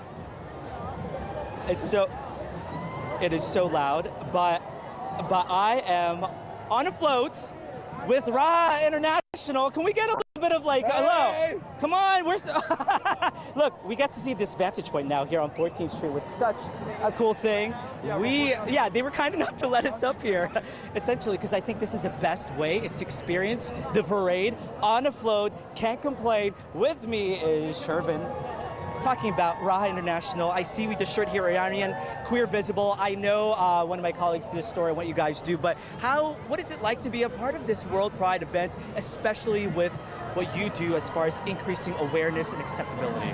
That is an excellent question. So Raha International is an Iranian queer organization based in West Hollywood, and our mission is to make sure that Iranian queers don't divorce their identities when they are dealing in queer spaces or Iranian spaces. So in Iranian spaces, they tend to divorce their queer identity. In queer spaces, they divorce their Iranian identity. In spaces like this, we marry both of them together and we tell them it's possible to be both. No shame, no questions about the direction of your life, it's just pure you. Whatever works for you, that's you. You have started this, and since it's grown and seeing how many people have joined the group, now that you guys even have this big float here on WorldPride, you must be proud. I am incredibly proud of our members and what they have done. About 12, 13 years ago when we started, there was so much shame surrounding Iranian queer identity. And now, look at the pride, look at that. Yeah, we're finally moving. Guess there was a little pause there. And when you talk to them and they feel like they don't have to separate the two identities, what do they tell you? Is it almost like this relief off their shoulders? I think the number one feel that they get is that they no longer have to fake their personality anywhere. And when you don't compartmentalize your identity, you're more likely to have a healthy relationship with your family, with your friends, and your coworkers. And that is the key, making sure that people have a good relationship with their family members and live an authentic life. Amazing. I know I heard one of your members say we're on the magic carpet ride right now. It is actually the Persian power. We got to thank Washington D.C. for making this float for us. They did it completely free of charge. It is one of our allies, and they spent 10 days non-stop working on this float. And we really got to thank them for this. It's an amazing float, and we couldn't be prouder of this. We couldn't be prouder of our Iranian community for stepping up and supporting us. Our allies have taken our messages to a place we would never be able to do on our own. Amazing. Thank you so much for your time. Best of luck. We're gonna stay up here a little bit and party. Enjoy it. That's the best way. Come on. Can we get a little cheer? Yes. Yes. Woo! Okay, I think our job's over now, right, Leslie and Zoe? I mean, I'm ready to have a good time. Happiness and love is just so contagious. It is. There's so much joy on this journey. We love seeing the statements that people are making just by being here. We love how people are expressing themselves in their culture through the floats, through the music, through what they're wearing, what they're saying. This is such a great place to be. I can't imagine being anywhere else right now. We got a New Orleans contingent behind us. Little NOLA. Showing up. Yeah. You know how they do it in New Orleans. They're going to do it over the top for sure.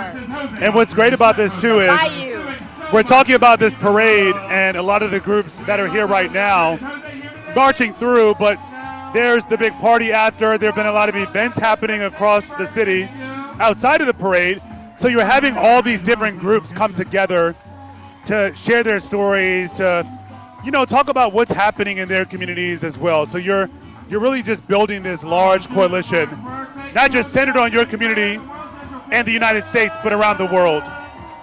And they may find that some things they learn here they can take back to their own communities to make their neighbors and their communities better. So it's a really great coalition of people coming together. We've got World Central Kitchen coming behind us, and then just up after them, Starbucks. Starbucks is coming up. You want to go for a little Starbucks? A lot of Starbucks? people making an early morning Starbucks run after a long Pride weekend. They are fueling World Pride, right? Powered by Starbucks. Because there is so much happening at all hours, really. I don't know how people keep up. So have you planned out the rest of your weekend, or are you going to wing it? I think I'm going to wing it because you get overwhelmed because there is so much happening. Yeah. And so it's like we've heard from a lot of people before saying you have to pace yourself. Vincent Slatt with the Rainbow History Project, who's been involved with so many prides, that was his best advice to everyone. Just, you're not going to miss anything. Just pace it, okay? Take it easy. Go slow. So. Yeah, we'll find out on Monday whether you adhere to that or not. J. Crew behind us also, another company supporting Pride. Yeah, and I love that we saw World Central Kitchen as well. They do a lot of work around the globe. All around the world. Yeah, after wars, a lot of folks in poverty, just making sure they have food. And what a treasure to know that the genesis of that started here in the D.C. area with Jose Andres, and he's taken that idea to serve humanity in some of the hardest places to see humanity. Yeah, they're going. Time to be here today for World Pride. They're going in, they're doing the work. A big shout out to them. A big shout out to a lot of, first responders who we've seen going through the parade as well. A lot of these folks who just go through each and every day doing the tough work. And also making it a point here to be part of Pride and just say, we love you and we see you. I think we see so many parts of the human experience reflected here, not just the companies or the big people or the politicians. You see everyday people who care for our community members, who are just out there trying to do important work to preserve history or make history in some cases. You have no idea how this might touch someone and might give them the opportunity to feel like they can be their authentic selves. We don't know what this showing will do for folks, but I gotta believe that people's lives and hearts and minds will be changed after it. Because you look at this group, the sea of people there on the sidelines, and in that group there are so many stories.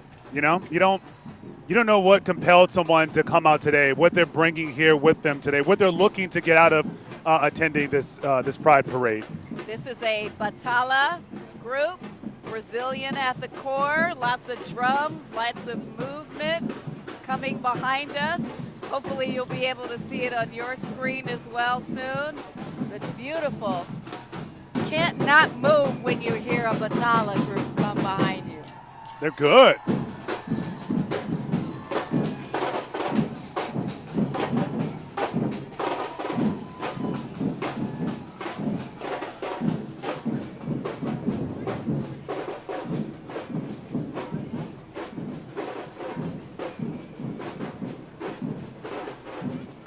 Got a lot of drum lines here. Everybody's doing the drums differently, but as soon as you hear a drum beat, it always takes things up a notch, doesn't it?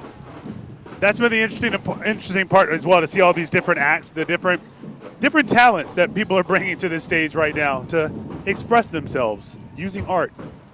Whether you have dancers, the marching bands, singers, speakers. It's been fantastic. So, you know what? I think now's a good time for us to take a little break. Should we take a break? Yeah, let's have a word from our sponsor right now. We'll be right back. WUSA 9's coverage of WorldPride is sponsored by DC Health. DC Health is committed to a future free of HIV and AIDS. We've made significant strides, with new HIV diagnoses on a downward trend. But our work is not done. To reach our 2030 goal of reducing new HIV diagnoses to fewer than 21 each year, we must continue to raise awareness about sexual health, educate our communities on prevention tools, challenge stigma, and confront inequality head-on. Learn more and access free resources at sexualbeing.org. I'm Leslie Foster, and I want to invite you to join me for a new streaming experience called The First. I've always been drawn to trailblazers, the people, places, and moments that change everything. Those who chase their passions, forge new paths, and open doors for others to follow. They may be the first, but they're determined not to be the last. And our very first episode features Supreme Court Justice Ketanji Brown Jackson. She opens up about life beyond the bench and what it really means to carry the weight of history. I want to make sure that other people who might think that they don't have a chance to do something like this look at my life and experience and do the work and go for it. Join me for The First, streaming now only on WUSA 9 Plus. Download the app on your TV and watch for free. The WUSA 9 Plus app. Watch us live and continue with us on WUSA 9 Plus. And get extended coverage of weather and breaking news. The WUSA 9 Plus app. Get Up DC keeps you prepared for whatever the day brings. Working overnight to get you the latest breaking news. Well, this really all comes down to a major staffing shortage. Stay ahead of the storm with weather impact alert days. Any plans we may have will be getting wet into the evening. Start with a team you trust. Get Up DC, good morning to you. We appreciate you joining us as always. On Get Up DC, weekdays starting at 4:30 a.m. and streaming on WUSA 9 Plus. We are keenly aware that people have a whole lot of options to choose from every day. I count it as a privilege when people say, I want to hear it from you all, right? I want to spend time with you all because of the way that you're connecting with me. The thing that is interesting about local news is there's no real separation for us between us and community because we live here. This is home. Right. We have to answer to you, and you will let us know how you feel about it. Appreciate your moment of wisdom. The biggest names, the realest convos. No fluff, all facts. My man. This is A Moment of Wisdom, where influence meets impact. Now streaming on WUSA 9 Plus.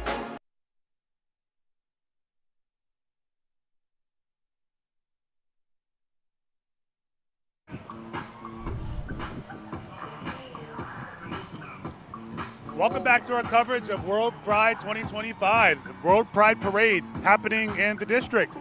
Good to see you. It's been an exciting time. We've been here with you since 1 o'clock. We're entering our final hour of parade coverage. So let's make it good, why don't we? That's right. We've had so much fun. We've seen so many interesting participants in the parade. The mayor's office was walking by and they threw this ball at us, not at us in a mean way, but just so that we could show it to you. You also we got have some Norway, merch. yep, and we have WorldPride from Metro as well. Ride with Pride. Take Metro home, by the way. If you're partying late at night, they're going to be open until 2 a.m. The last train runs through at 2 a.m. Yeah, that way you can have your fun and still get home. Yeah, right? that's right. Which is fantastic. That's a good curfew as well. Yes, it's been such a great experience here today. The weather has cooperated. People have been truly on mission, living boldly, walking proudly, smiling happily, and really embracing one another in this collective big family reunion of sorts for WorldPride. And just seeing everyone living in different parts of the globe, relatively different experiences, but all together in this LGBTQIA community with this common purpose and common goal is to protect the rights of those who are LGBTQ. That's been the common theme we've seen here during this parade today. Got to really pace yourself for the day. This parade goes on until about 8 o'clock, but our coverage will go until 5 o'clock. There's so much to see here. I haven't seen someone who hasn't just been beaming from face to face since we've been here. It's one of those rare things in Washington where at a time when so much of our landscape has changed, people do really seem to be truly happy to be here. It's something you have to experience. Being here is such a different experience. You can see it on TV. Hopefully the happiness and love, transcends this TV right here, and you can feel some of it wherever you're watching us right now, because it is contagious. A lot of folks are just walking around. You scream Happy Pride and everyone just erupts. They're just so happy to be here, happy to be themselves. And you talk about people coming from around the world. Coming just behind us is the European Union Pride, representing people of the LGBTQIA+ community across Europe.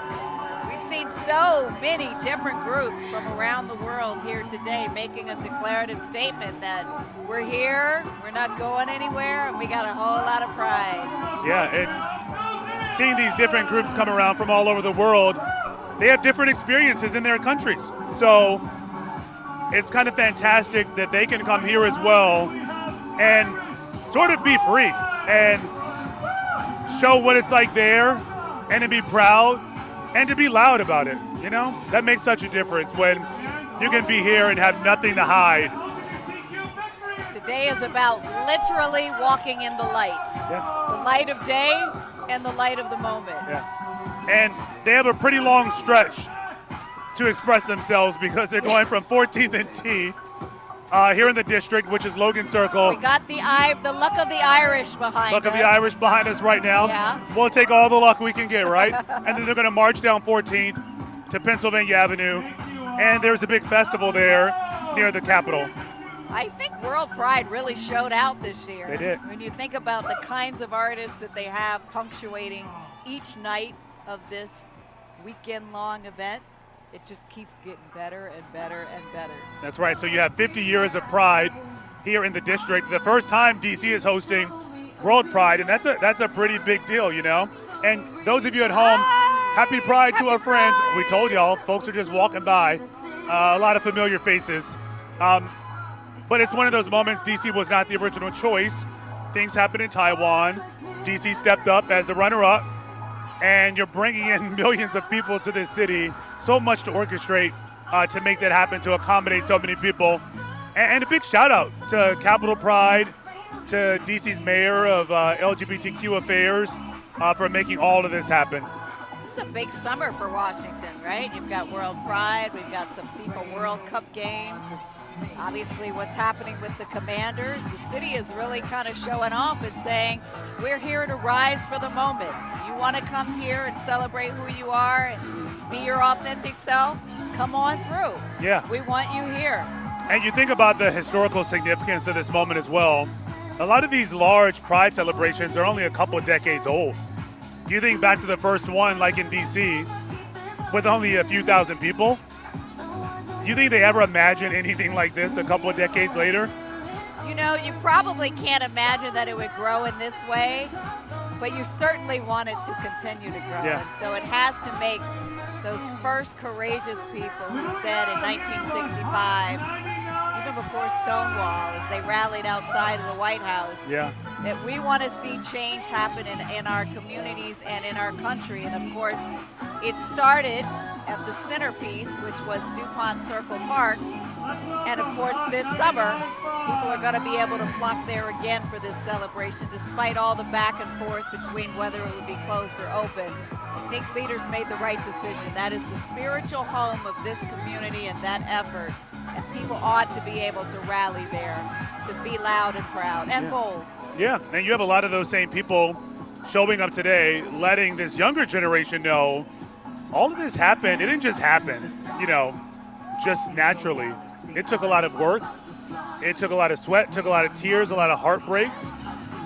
In some cases, sadly, a lot of lives to make all of this possible today. as we soak it all up. And so they're telling those folks, hey, you have to step up right now to make sure this continues to happen. Because while we celebrate this in 2025, it's not guaranteed next year. It's not guaranteed the year after that. So you have a lot of folks behind the scenes doing all the important work to help produce this magnificent celebration that we get to witness and be a part of. Probably hear an ambulance right now. Of course, Pride doesn't stop the need for emergency services from time to time. So if you hear that noise behind us, it means that our first responders are going to hopefully get to someone who needs them. We're in the center of a big city with lots of activity happening, taking in the sights, the sounds, the smells, the energy, the synergy, all of it is really incredible. Yeah, it's an exciting time in this city. I think a lot of folks have been looking forward to this weekend, have been looking forward to taking part in WorldPride. I know there have been a lot of discussions about the political climate. Some people saying, maybe they didn't want to be in D.C. this weekend, but it's been great to see so many people still show up, still to celebrate, still talk about the vibrancy and the resiliency of the LGBTQIA plus community.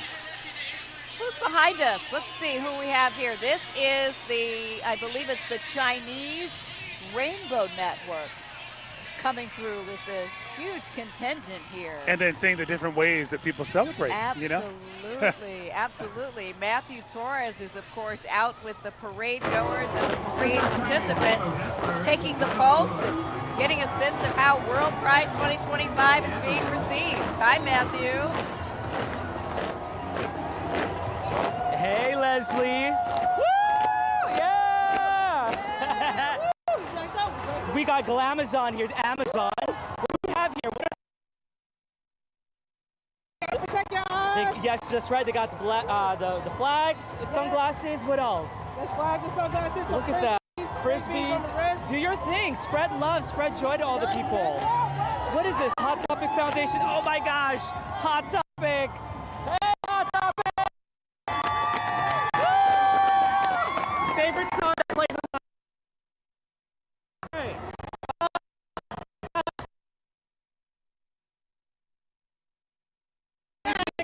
Okay.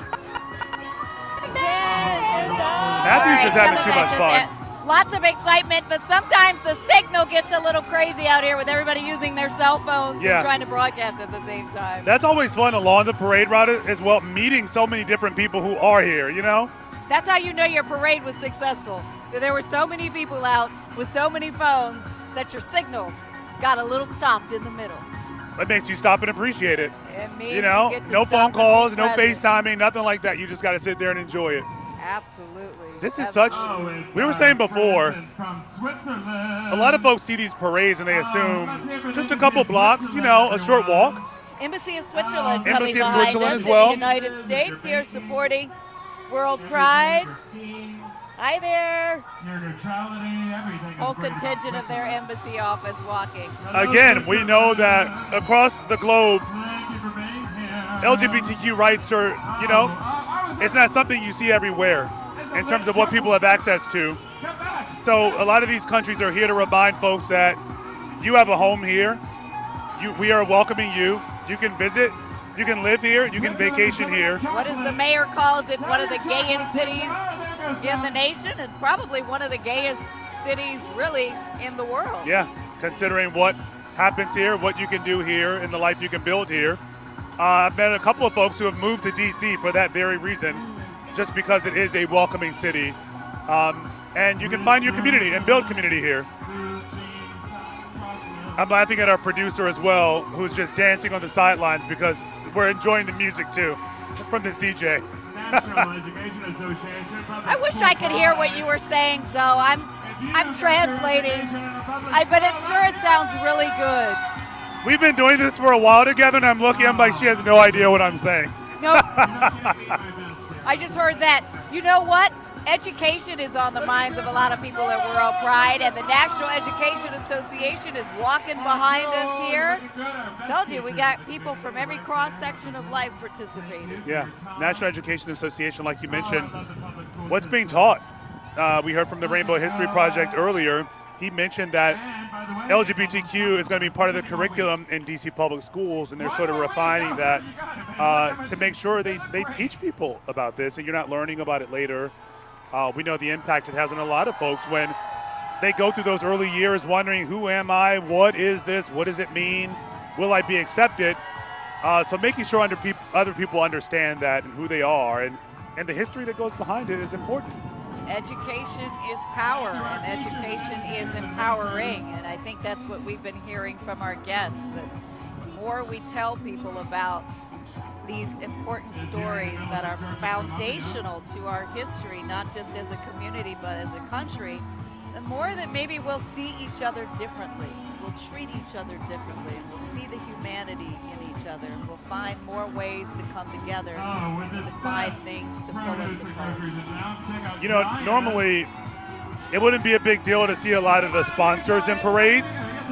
You just think they have a space, but we have Giant here walking by right now, showing that they stand with the LGBTQIA+ community as well. And really the backdrop, pulling the curtain back here, we've been talking about these sponsors and these organizations that have sort of rolled back a lot of their support of the LGBTQIA+ community in the face of threats when it comes to DEI and the LGBTQIA+ community. And you have these companies here saying, we are still standing with you. This is what Pride looks like. I have to say, this is a great float. I mean, look at this float. Just watch it as it comes by. A really incredible float.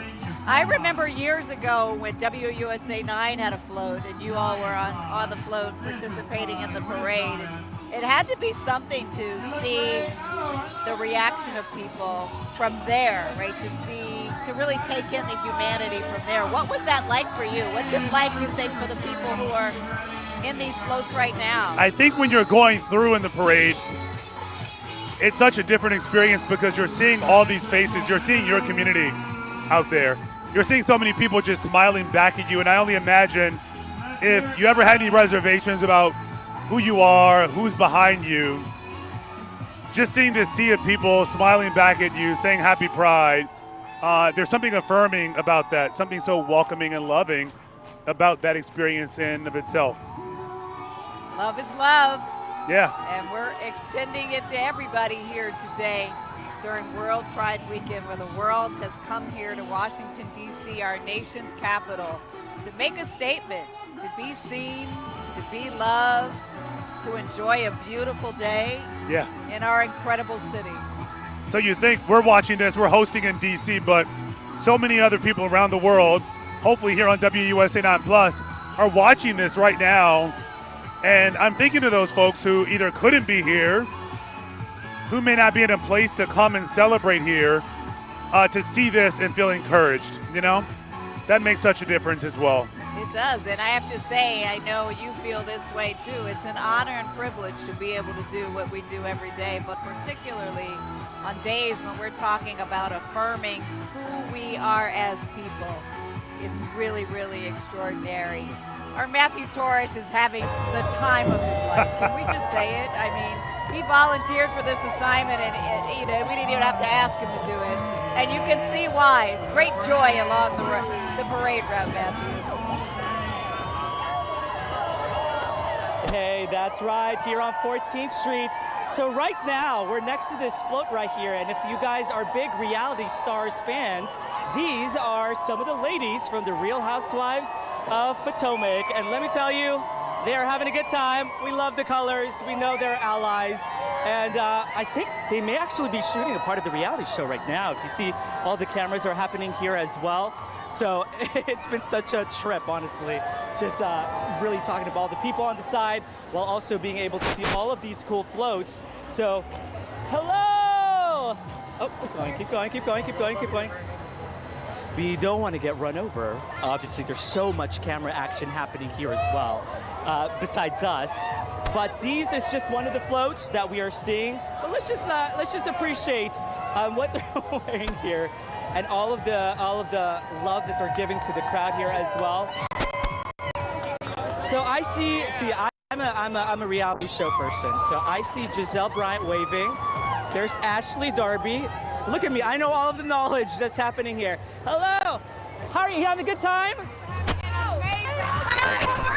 Okay, I know. I love this look here. Tell us all about it. So I TLP, and I love everything that has to do with drag. And we're actually raising funds for the Drag Defense Fund today for GNA. Amazing. Giselle, and knowing that everyone's out here cheering, everyone's like that unity that you're sensing here. What's that like for you? Electric. Like, we're just feeling all the electricity. I'm so happy I got my daughter with me today. So this is just like fun times. Yes, Wendy, come on. I know. Come on, Wendy. Don't worry. What do you want to say? Happy Pride, and we're so honored to be here. You guys are looking fabulous. Okay, best part of my job, getting to talk to anyone that we get to. And look at this next to it now. We got the divas in green. Talk about that. Lime green at that. It's been so hot here, guys. We were actually just staying cooped up under a bus stop. But then when we get all of that energetic floats along the way, we had to stand up and we had to just do our best to get to talk to as many people as much as possible. Speaking of, hello guys, how are you doing? You're just beaming, the smile here. I love it here. Yeah? I do. Where are you from? I'm actually from Scranton, Pennsylvania. Great, my partner's from Scranton. I know all about Scranton. And I know it's tend to be gloomy up there. It does. Here we get all the sun. Yes. Truly, being around all the people, supporting the same cause, being able to share love, being united, celebrating humanity. If you can really encompass that or describe that, how would you? I don't know. So I come every year for my brother. Hey, brother. You live here? Yes. Okay, perfect. And? So I think it's just really nice getting out and being an ally and supporting a really good cause and getting the word out there that, everything, is for everybody. I love to hear that. Pride is always here in D.C. For you, what are you hoping to take from WorldPride? I'm just glad that we are having such a great deal with WorldPride. Everybody was worried that it was going to be small, and it's not small at all. It's been huge, and I'm so glad everybody's from here from all over the world. So we're having a great time. Yeah. Are you going to show your sister a good time? Absolutely. As a DC person, I expect nothing less. Of course. We're headed to DC 9 tonight, so we're excited. Okay, so what he's saying is if you want to meet him, are you single? Yeah, no. He sure isn't. Scratch that. If you want to have new friends. Yes, we'll be at DC 9. Okay, that's my cue to go. Thanks, guys. I appreciate it. Beatles! Hi! Who are you supposed to be? We're with the British Embassy. Well, obviously, but who are you supposed to be? Which Beatles? I'm Freddie Mercury. Yes. Beatles, Spice Girls. Hello! If you want to be my mother, you got to get with my friends. Okay, what do we really mean by that? Make it That's right. We got Posh. We got. We love you. Oh, I love you too. Okay, we got it away. We're gonna get away, or else we're gonna get hit by the bagpipes. This is actually my favorite part of any parade, the bagpipe.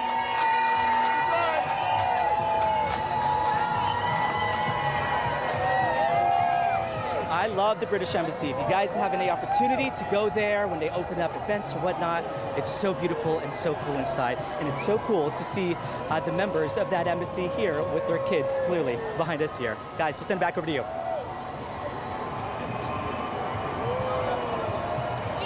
Yeah, it's like the parade is never ending, it seems, right? The parade is never ending. Matthew has had a big old hug. He's had a ride on a float. He's meeting people and friends everywhere. It's pretty indicative of how it is down here. This is what we told you, yeah. You just walk down the street, you walk along the parade route. So many people are they're just happy. They're just happy to hug you. They're happy to listen to your story. They're happy to let you know that you are loved. Absolutely. We've been with you since 1 o'clock. This parade sort of kicked off a little after 2 o'clock. So it's been an energetic afternoon here at Thomas Circle as we have been really privileged with the opportunity to kind of be your tour guides through this WorldPride parade experience. Matthew has the front end of it. We're sort of in the middle, and it makes its way over to Pennsylvania Avenue where the big show happens at the end. Yeah, so if you think this is a party, what you're seeing behind us and what you're seeing on your TV, I can't even imagine what it looks like there off of Pennsylvania Avenue right now. You have the concerts happening there today and tomorrow, as well as Cynthia Erivo headlining the concert there tonight. So you're going to have that big gathering going well into the night. And you got Dochi tomorrow headlining that one too. It's really incredible. We got Hilton coming behind us. They are here supporting WorldPride. came with a pretty big contingent of people, too. These folks are getting a workout in today, They're aren't getting they? their Vogue on. They're voguing and walking Yeah. in a parade at the same time. I mean, everybody can walk and chew gum, but can you walk and Vogue at the same time? I see you. We saw Amazon going by a short time ago. They had the little clacks going. Oh, yeah, Glamazon is Okay, what they call we're about to themselves. wrap up our coverage in the next half hour. Have you mastered it yet? What? You're clacking. Oh, sorry. My reading lips didn't work so well. I was like, I was like, hacking? Why would you say hacking? Anyway, you were talking about Okay. clacking. We've seen this We're playing out the gonna whole work time on along it. the parade route. We're gonna work okay, on it. okay. We're gonna Next work year. on it. Next year. We'll Next extend year. it. I'll have it perfected by next year. Don't worry. I just need a little bit of time. Now we have Wegmans going by. Yeah, not to be right now. undone by Oh, Giant. Huge. we have the big truck. Wow. Not Okay. just one, but two.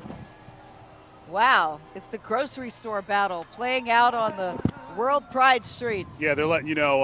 Okay, we're gonna top what And what they have Giant their had to own do. music on the bus. Do you hear them? Wow. That's so fun. That is awesome. Yeah, everyone has something different. Absolutely. And I love they've got the rainbow of veggies on their truck coming by, aligned with the rainbow flag. I bet a lot of folks are hungry right now I too. know. We were talking about the People different. have been here for a while. We've been here for a while. Yeah. But And- people have been here for a while too, kind of camped out, standing, sitting, looking That's right. for the best They had place. their snacks ready to go. Yeah. We know that a lot of DC restaurants and bars are going to be open 24 hours in some cases. And frankly, we need this as a city at a time Yeah. when so many restaurants have had to close and have had some issues. This is really bringing in some much needed revenue for the city. That's the city right. wants people here because we can handle them, but also we need them. We need them to support these small businesses, particularly those businesses that are in our LGBTQ communities and neighborhoods who are saying we welcome everybody and we want you to come out. And of course, the mayor is really the one who helped kick this off, right? That's right. Last weekend, so DC Mayor Muriel Bowser, she brought the community together to kick off WorldPride. So let's take a look at that. On behalf of Mayor Muriel Bowser and the entire District of Columbia, we are thrilled to welcome you to Washington, D.C., a city that doesn't just host Pride, but we live it every single day.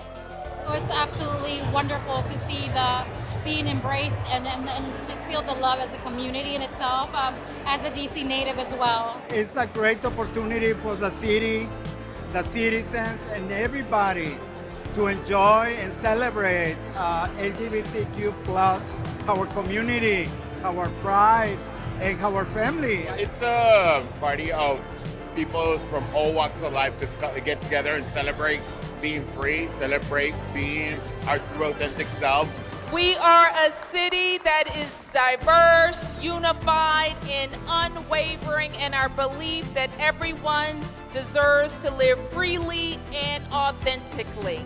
It's about the LGBTQ plus community, but it's about everyone having the right and the dignity to be their authentic selves and to feel safe. So this year, when so many people feel threatened that their rights might be rolled back, especially our trans members in our community, this is the time for us to show up. And all of us who celebrate the LGBT pride are threads in the fabric of freedom. United together, we are beautiful. We are strong. Like the rainbow flag, we are colorful and defiant. I see artists, organizers, elders, and advocates who have carried our community forward, often without credit, but never, never without fear. The joy that people are experiencing is palpable, and that joy is a form of radical resistance. Regardless of the oppression, we exist, and we have the right to be who we are. We are the greatest life force because we are us. And it is important that we love us.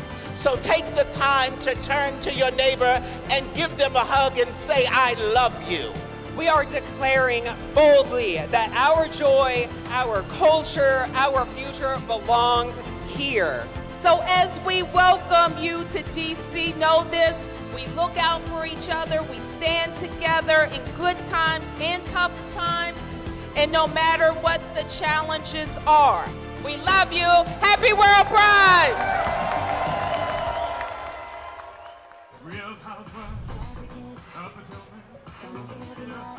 We love you. Happy World Pride. That's the message from the mayor. Pride. We're going to stand with you during the good times and the tough times as well. You know who's been standing with us this whole time? Matthew Torres. How you doing, Matthew?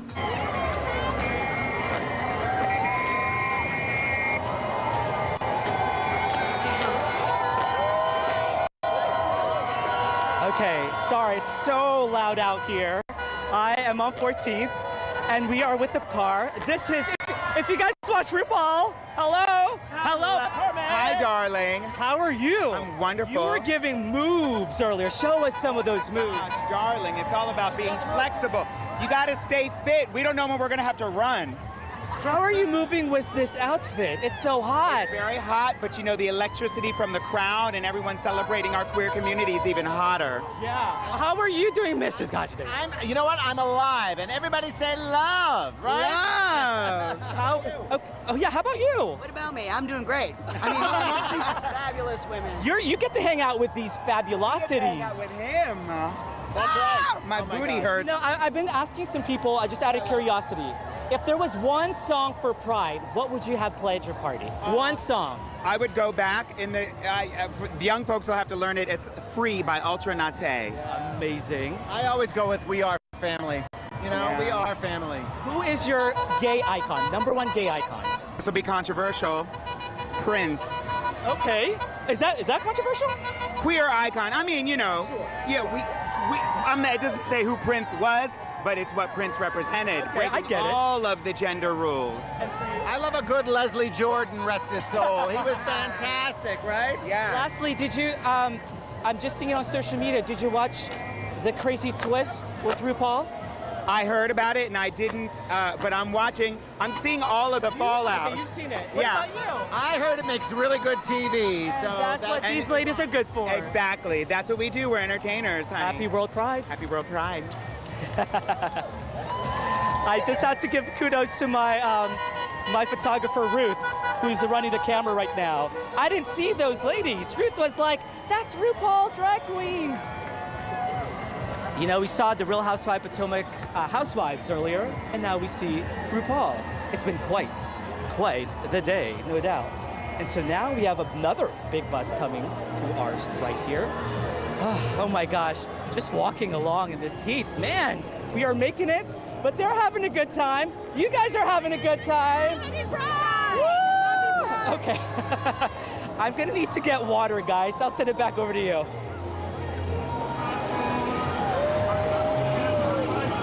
Oh, what's a parade without Love Shack? Yeah. You gotta have Love Shack playing at some point, right? Our Matthew. Thank you, Matthew. We appreciate it. All right, so right now we have the British Embassy coming behind us as well. I know. Yeah. With bagpipes. You can't really hear them as much because we've got Love Shack playing with the DJ, which is fabulous. It's interesting convergence. I don't know if you can hear either one of them. Who? The DJ song or the... Who? Oh, there you go. You can hear it now. You know me and my hearing, too.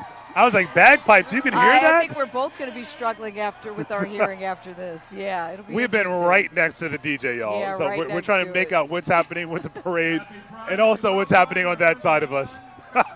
Good luck to your hearing after this. And we've been doing this since 1 o'clock, so, you know, the heat is heating. You're feeling it now? I am. But here's the thing, friends. You gotta hydrate. You know, you gotta have a plan. That's the hydrate. Yeah, that's a good reminder. Especially a lot of folks who are hanging out, may have had a long night. Why are you looking at me? I'm not talking about. You said some of us, but you were looking at me. I was at WUSA 9 not last you. night. I'm just everybody else who may have stayed out. You know, a little past curfew. Let me tell you something. Everybody else knows who everybody else is talking about when everybody else says everybody else. Hydrate, hydrate, hydrate, okay? It's a good old time. All right, we have Dignity LGBTQ. Catholics is coming through right now as well. Oh, this is Dignity Washington. Yeah. Good to see them out. Hi. Hey. Yeah. A good mix of folks who come out today, I would say. Between the businesses, you have a few religious organizations, politicians, community groups. Everyone out here just making a statement today. Reality TV stars. We've seen a little bit of everybody, yeah. That's right. Let's see, Atlas, I think it's just been good to see. We've been talking about this, especially when it comes to LGBTQ rights. Over the last couple of months or so, there have been some concern about the different threats to this community, especially the trans community, and what World Pride would look like this year. Because today isn't just about D.C., but it's also about the United States and what we represent here, what's accepted here, and who's going to stand up in this tough moment. Yeah, it's interesting because I think at one point we were talking about projections of maybe 2 million people coming. You can see little ones participating in this parade too as you look on your screen. It really is bringing families out. But because of the contours of what's happening, it's hard to know really how many people actually came. And to your point, Zoe, I know there were some communities that opted not to come, but even for those who didn't come, there seemed to be quite a lot of people participating in this parade, which, you know, really is extraordinary at a time when our city can use it, not just to make a statement in terms of, you know, who people are and affirming their personhood, but frankly, the businesses here really need it. The federal workforce has been reshaped. The businesses here in a lot of ways have been reshaped. The restaurants are hurting, and so the city is counting on events like World Pride to really put some of that revenue back into our local community. We see here the Embassy of Canada participating right behind us.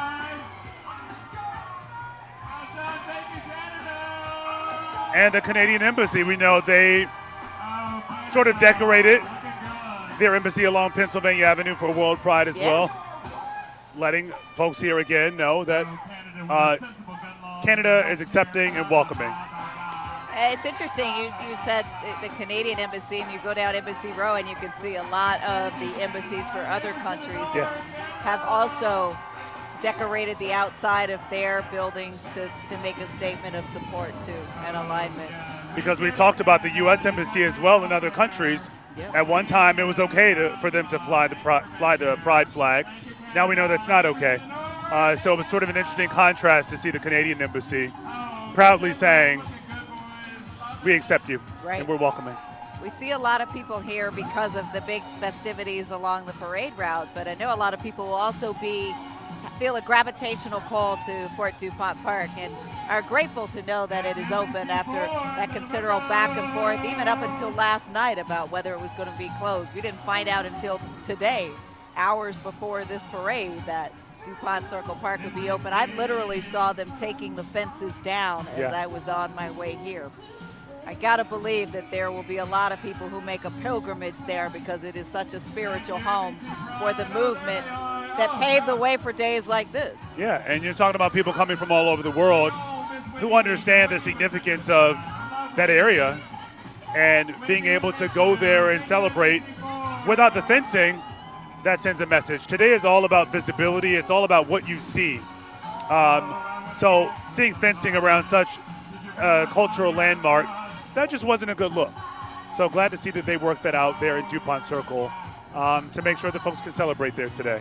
Yeah, the mayor called it an unfortunate error when the decision was made to close it. So you can probably assume that she and other lawmakers for sure were pushing behind the scenes to have the National Park Service and the police change their position on that. I mean, we understood that they were concerned about the possibility of vandalism and security, but we can't let a few bad apples change the experience for everyone. Right. You have to let it stand. Again, you're talking about the local folks, the D.C. government, saying we know what this means. the federal government and these federal agencies saying, oh, we need to close it, may not have understood why that piece of property, that land is so important. And that's what this weekend is all about as well, educating folks about this community and the things that matter. You have the Brandywine SPCA. We got Brandywine SPCA coming through. We love the doggos, love the animals. Big heart for this organization, too. With the four-legged friends walking on in the parade route as well. And they're relatively new to the Washington area. Yeah. We know that the Humane Rescue Alliance did a lot of the animal control efforts here in the city, but Brandywine SPCA taking over some of those duties to make sure folks can take care of their furry family members, I should say. We see a float coming through here, and it looks like it is coming the from American Chemical Society. American Chemical Society? Wow, that is quite a float. It'll Again, talking about science, yeah, believing in science, yeah, and understanding the importance of the work that they do. So we told you, since we've been here, we're somewhat surprised as well about who's taking part in the parade. So this has been really good to see. Can we just stop and be present and feel that breeze for just a second? You want to take it in? Yeah, just take in the breeze for a moment. It's a lovely thing. Okay, it's gone. So anyway. You had your moment, you're good to go? Back to the parade. Let's see who's walking past us. Oh, we got the fabulous Rupaul drag queens. We got to queens. give them their respect now. Looking fabulous. Also, with an important message there, talking about PrEP and healthcare. All right, let's see. I wonder if Matthew is on a float somewhere. You know, he just Can you talk what's happening behind us?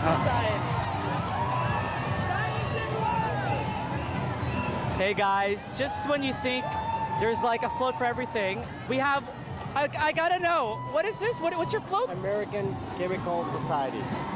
We got science and pride. We got chemicals. Because why not? Oh, hold on, where are these guys? Who are these guys? Hey guys! My party people! My party people, where's the party at? Right here! Washington, D.C. It's in D.C. The party is in D.C. We love Pride, and it's everything to us. Yes. Really? Like what? I mean, it sounds like you're oozing like gratitude almost. Of course. We're born and raised here in this area, and we love D.C. Pride. It means everything to be yourself and be you. Yes, be yourself. Do not you are. Let anything, prevent who you are. I don't know what they're, I don't know if they're drinking or not, or if it's just the zeal of life, but I gotta have. How are you doing? We came all the way from Indonesia. Oh, no kidding. Yeah. When did you guys get here? And that was what, 20-hour flight?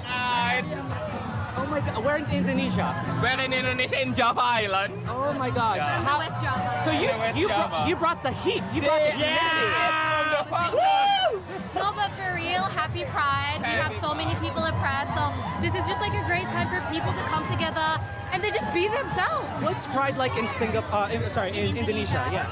What's Pride like? I can't speak, but our friends that are in the community. There's no pride in No pride. So you guys are like in a circus. This is like a carnival. We are. But we're so happy to be here, celebrate with all of our friends too. We love to be here. Just everyone being their true selves. I'm so glad to see all these people from other countries. This is World Pride after all, right? Yeah, and in DC, right, the capital. Of course, bring the international flavor. All right. Thank you. Oh my God. They are just having such a good time. And I am too. Although it got really empty. Hold on. I just want to show you. Look, I'm in the middle of 14th. Like literally. Like how crazy is that we are blocked it off and we still have good ways to go. We have many more. Hey guys! Literally can go up to anyone and they will cheer because they are so happy, and that is exactly what we need for World Pride. Hi guys!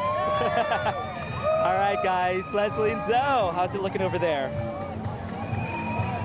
Oh, so fun. Thank you, Matthew. Matthew needs his own float. He is his own float. He's his Just own working the Cloud crowd. 9. He doesn't need a thing. He's a happy guy. I'd love to see him out there. But again, you have a lot of those folks who are just lining up, just soaking it all in, you know? It's like we've been saying a big family reunion here for a lot of folks. As I see things kind of slowing down a little bit, I'm reflecting on just such a powerful day of visibility and exploration, education, empowerment, and really just profound joy. Yeah. See joy. I was telling, I don't know if those of you at home have been with us at the top of our streaming at 1 o'clock, but I was telling a story about the significance of this day, and I think we all have different experiences, and you're reminded of how important this is. I met someone who was trans last night, families in Ohio, and basically said the family cut them off because they're trans. Dad said, he didn't want to have a girl, and so they moved here to D.C. They're trying to build this new community, and that's what today is like for a lot of folks. They're trying to find that family again, find people who are supportive, and be their authentic selves. Everybody deserves community. That's what life is about. Yeah. Life is about community. It's about family. It's about friendship. It's about joy. Yeah, just be yourself. Yeah. We have the Presbyterians with Pride going through right now. Justice, yes. Equality, yes. Discrimination, no, is what you can see right there on their banner. And we've got another truck coming behind them that's all decked out, waiting to see what they're representing. It's been so fun to see how each group represents what Pride means to them in their own way. Much in the same way that each individual comes to this experience with their own life experiences. And you're talking about how people are reflecting and sharing their messaging around Pride. It's been really fun. Talk about the fabrics of freedom, right? Yeah. It's like how do you express yourself using what you have? Right. Whether it's what you're wearing, whether it's your talents. Free to be you. Yeah, free to be you, getting that message across. I'm so intrigued, though, because we've got everything happening here. We got balloons. We got a tent. Plenty of bubbles. We got giveaways. Who is this? Let's see as they move closer and closer. This is Impacto LGBTQ. And they are a rolling entrenched party here in our community. Great to see them out there. What I love to see, the folks who are dancing along the whole route. Now, we see a couple here. I don't know if they married here, but they certainly are married. Congratulations! DC Quakers. Wow. Worship in silence, love out loud. Got Quakers.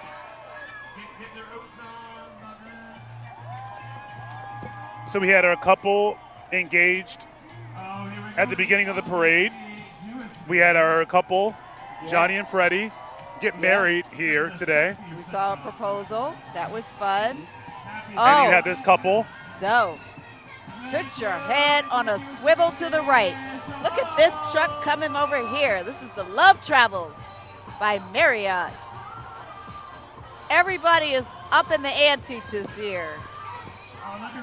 You see that person right there walking with the speaker. Oh, no, I didn't see that.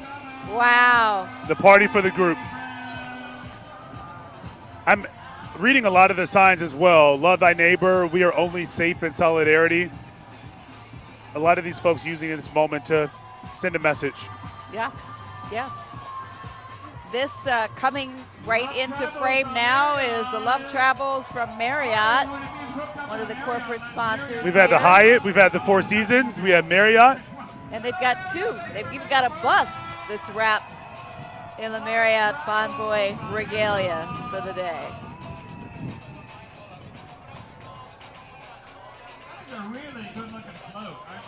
That is a really good looking float. These folks have been going at it since 2 o'clock, and they got a bit to go. And they are still. And eventually, So they started at though, they 14th will and reach T the end there of in the Logan parade Circle. route, right? Yeah. Then they're marching all the way down 14th Street here in the district, passed by us here in Thomas Circle, and then making their way to what's familiar to everyone, no matter where you're watching, right there, the famed Pennsylvania Avenue. That's right. And front of the Capitol. Our colleague Melissa Kim is there at the end of the line. Oh, wait. We'll go back to Melissa in just a little bit. She is at the end of the line, and they have a little bit to go before they get there for sure. So, hydrate, pace yourself, use those fans that you have out there to actually try to stay cool, because it's deceiving how the heat can creep up on you.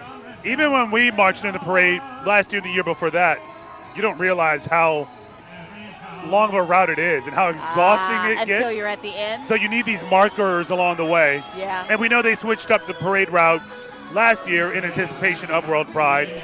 Yeah, so this isn't typical. And I know they wanted to avoid Dupont Circle too because of what that does to traffic on a normal day. Right. So it used to sort of snake around D.C., Yep. these different paths, different LGBTQ neighborhoods. Yep. But this year it sounds like they want to make it a straight shot Yep. down 14th. Yeah. To make it a little easier on folks now, as well. You have participated in these parades before. This is obviously different because it's World Pride. How does this feel different to you? Yeah. All right, we want to go to our Melissa Kim now. She is toward the end of the parade we've been telling you, right at Pennsylvania and 12th. Yeah, hey there, guys. Obviously, a lot of excited folks out here today. We're excited to be here of all ages, of course. Really quickly, tell me your name. I'm Hayden. And Hayden, where are you from? I'm from Norfolk, Virginia. Why is it so important for you to make the trip here to DC today for World Pride? This is the capital of our country. Everybody's so beautiful. I came here last year and I knew it was going to be a blast, so I figured I'd come back again, and it struck the mark again. And tell me about your soul. What are you feeling in your soul right now, and what have you been feeling all day? I'm feeling very excited, a little tipsy, but mostly excited and just happy to celebrate everybody and feel like we're all equal. We're all on the same playing field, because we are. Thank you so much, Hayden. Wait, tell me your name. Sorry. Where are you from? Mommy. So we're working on that. Hold on. Are you excited to be here today? Okay, well, regardless, obviously kids of all ages here today. Are you excited to be here today? Yes. Tell me what you've seen today. I've seen a lot of people dressed up in great costumes. And my favorite here is my mom and my friend See, we're feeling the love all around here. And like we said, Zoe and Leslie, we're at the end of the parade right here. Freedom Plaza right behind us. And marching down Pennsylvania Avenue right now are quite a few folks, obviously, celebrating. And in front of the White House, or in front of the Capitol behind us, such an iconic shot to be walking down Pennsylvania Avenue right now. Again, lots of folks here. Let me grab another person to talk to here to see what the experience is like. Excuse me, do you want to be interviewed real quick? No. Okay, so that's okay. Okay. All right, tell me your name. My name is Jonah Monet, and this is Whitney. Where are you guys from? DC. I'm from around the way. We from around the way. Okay. So tell me why it was so important for you guys to be out here today. Showing up, exclusivity, inclusivity, pride, life, being alive, and freedom. Living our freedom. We are a representation of diversity. We're a representation of what pride looks like. We're a representation of what we as a community should be looking like. We should be coming together. We should be improving and progressing together. Yes. That's why we're here. We love that message. Thank you guys so much. So again, we're here on Pennsylvania Avenue towards the end of the parade, but obviously just because it's the end doesn't mean that people are lacking in spirit, in pride, and any kind of energy here, guys. Back to you. I love plenty of seeing spirit. The fabric of freedom play out in the streets of D.C. I love what she said. Melissa's like, where are you from around the way? Everyone is here from somewhere, right? Everyone. It's a global celebration. A lot of representation from the faith community here today, making a stand, which is significant as well. Yeah, because that sort of dynamic you don't often see. Yeah. You don't often hear about it being well represented. A lot of these religious communities have to let folks know that you are still welcome here as well. So it has been important to see these religious groups along this route today as well. And the church right next to us, the National City Christian Church, is one of the very many that has held out the sign, says all are welcome. Walking behind us now are Methodist churches as well. So we've seen lots of denominations today making a stand saying all are welcome, all are welcome. Yeah, and that's been the message from all the groups we have seen today, essentially saying that all are welcome. And I saw a sign from someone earlier saying, all you need is love. It's really that simple. It comes down to that. Imagine if we led with love, if we saw people with love, if we engaged with people with love, how much more substantive our relationships would be with each other, regardless of how those relationships and what those relationships are. Love is love. And I think of the people who will look at this celebration and just spew hate, you know? And it's at that point you just have to look inward. Because how do you see a celebration like this of love and community, such a gathering, and find it in your heart to just sort of spew that sort of negativity, you know? So the freedom to be, that's what today is all about, and Airbus is making a statement supporting that message with their people and afloat as well today.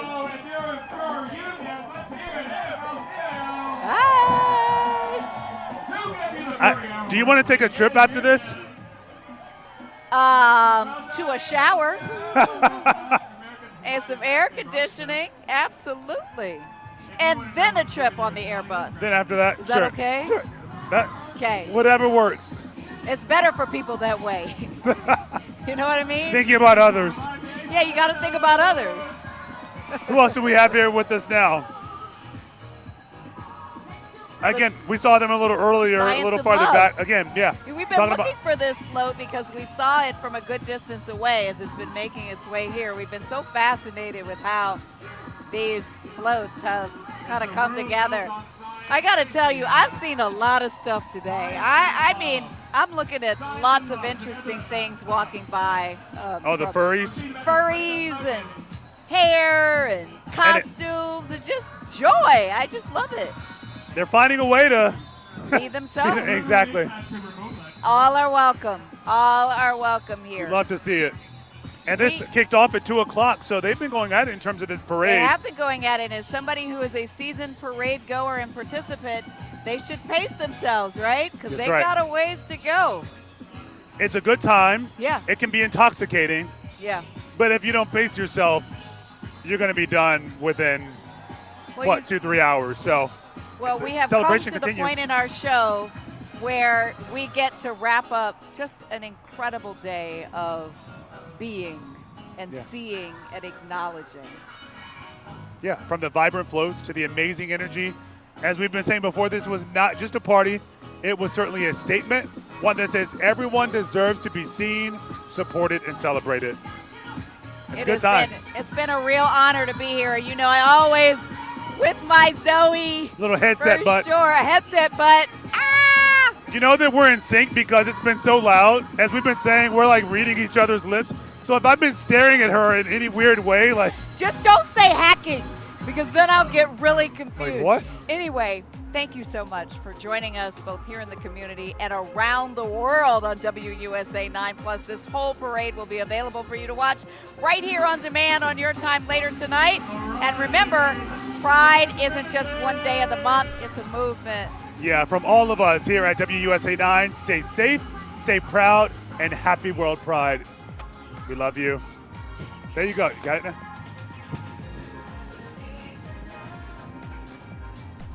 WUSA 9's coverage of World Pride is sponsored by DC Health. DC Health is committed to a future free of HIV and AIDS. We've made significant strides, with new HIV diagnoses on a downward trend. But our work is not done. To reach our 2030 goal of reducing new HIV diagnoses to fewer than 21 each year, we must continue to raise awareness about sexual health, educate our communities on prevention tools, challenge stigma, and confront inequality head-on. Learn more and access free resources at sexualbeing.org. I'm Leslie Foster, and I want to invite you to join me for a new streaming experience called The First. I've always been drawn to trailblazers, the people, places, and moments that change everything. Those who chase their passions, forge new paths, and open doors for others to follow. They may be the first, but they're determined not to be the last. And our very first episode features Supreme Court Justice Ketanji Brown Jackson. She opens up about life beyond the bench and what it really means to carry the weight of history. I want to make sure that other people who might think that they don't have a chance to do something like this look at my life and experience and do the work and go for it. Join me for The First, streaming now only on WUSA 9 Plus. Download the app on your TV and watch for free. The WUSA 9 Plus app. Watch us live and continue with us on WUSA 9 Plus. And get extended coverage of weather and breaking news. The WUSA 9 Plus app. Get Up DC keeps you prepared for whatever the day brings. Working overnight to get you the latest breaking news. Well, this really all comes down to a major staffing shortage. Stay ahead of the storm with weather impact alert days. Any plans that you may have will be getting wet into the evening. Start with a team you trust. Get Up DC, good morning to you. We appreciate you joining us as always. On Get Up DC, weekdays starting at 4:30 a.m. and streaming on WUSA 9 Plus. We are keenly aware that people have a whole lot of options to choose from every day. I count it as a privilege when people say, I want to hear it from you all, right? I want to spend time with you all because of the way that you're connecting with me. The thing that is interesting about local news is there's no real separation for us between us and community because we live here. This is home. Right. We have to answer to you, and you will let us know how you feel about it. Appreciate your moment of wisdom. The biggest names, the realest convos. No fluff, all facts. My man. This is A Moment of Wisdom, where influence meets impact. Now streaming on WUSA 9 Plus.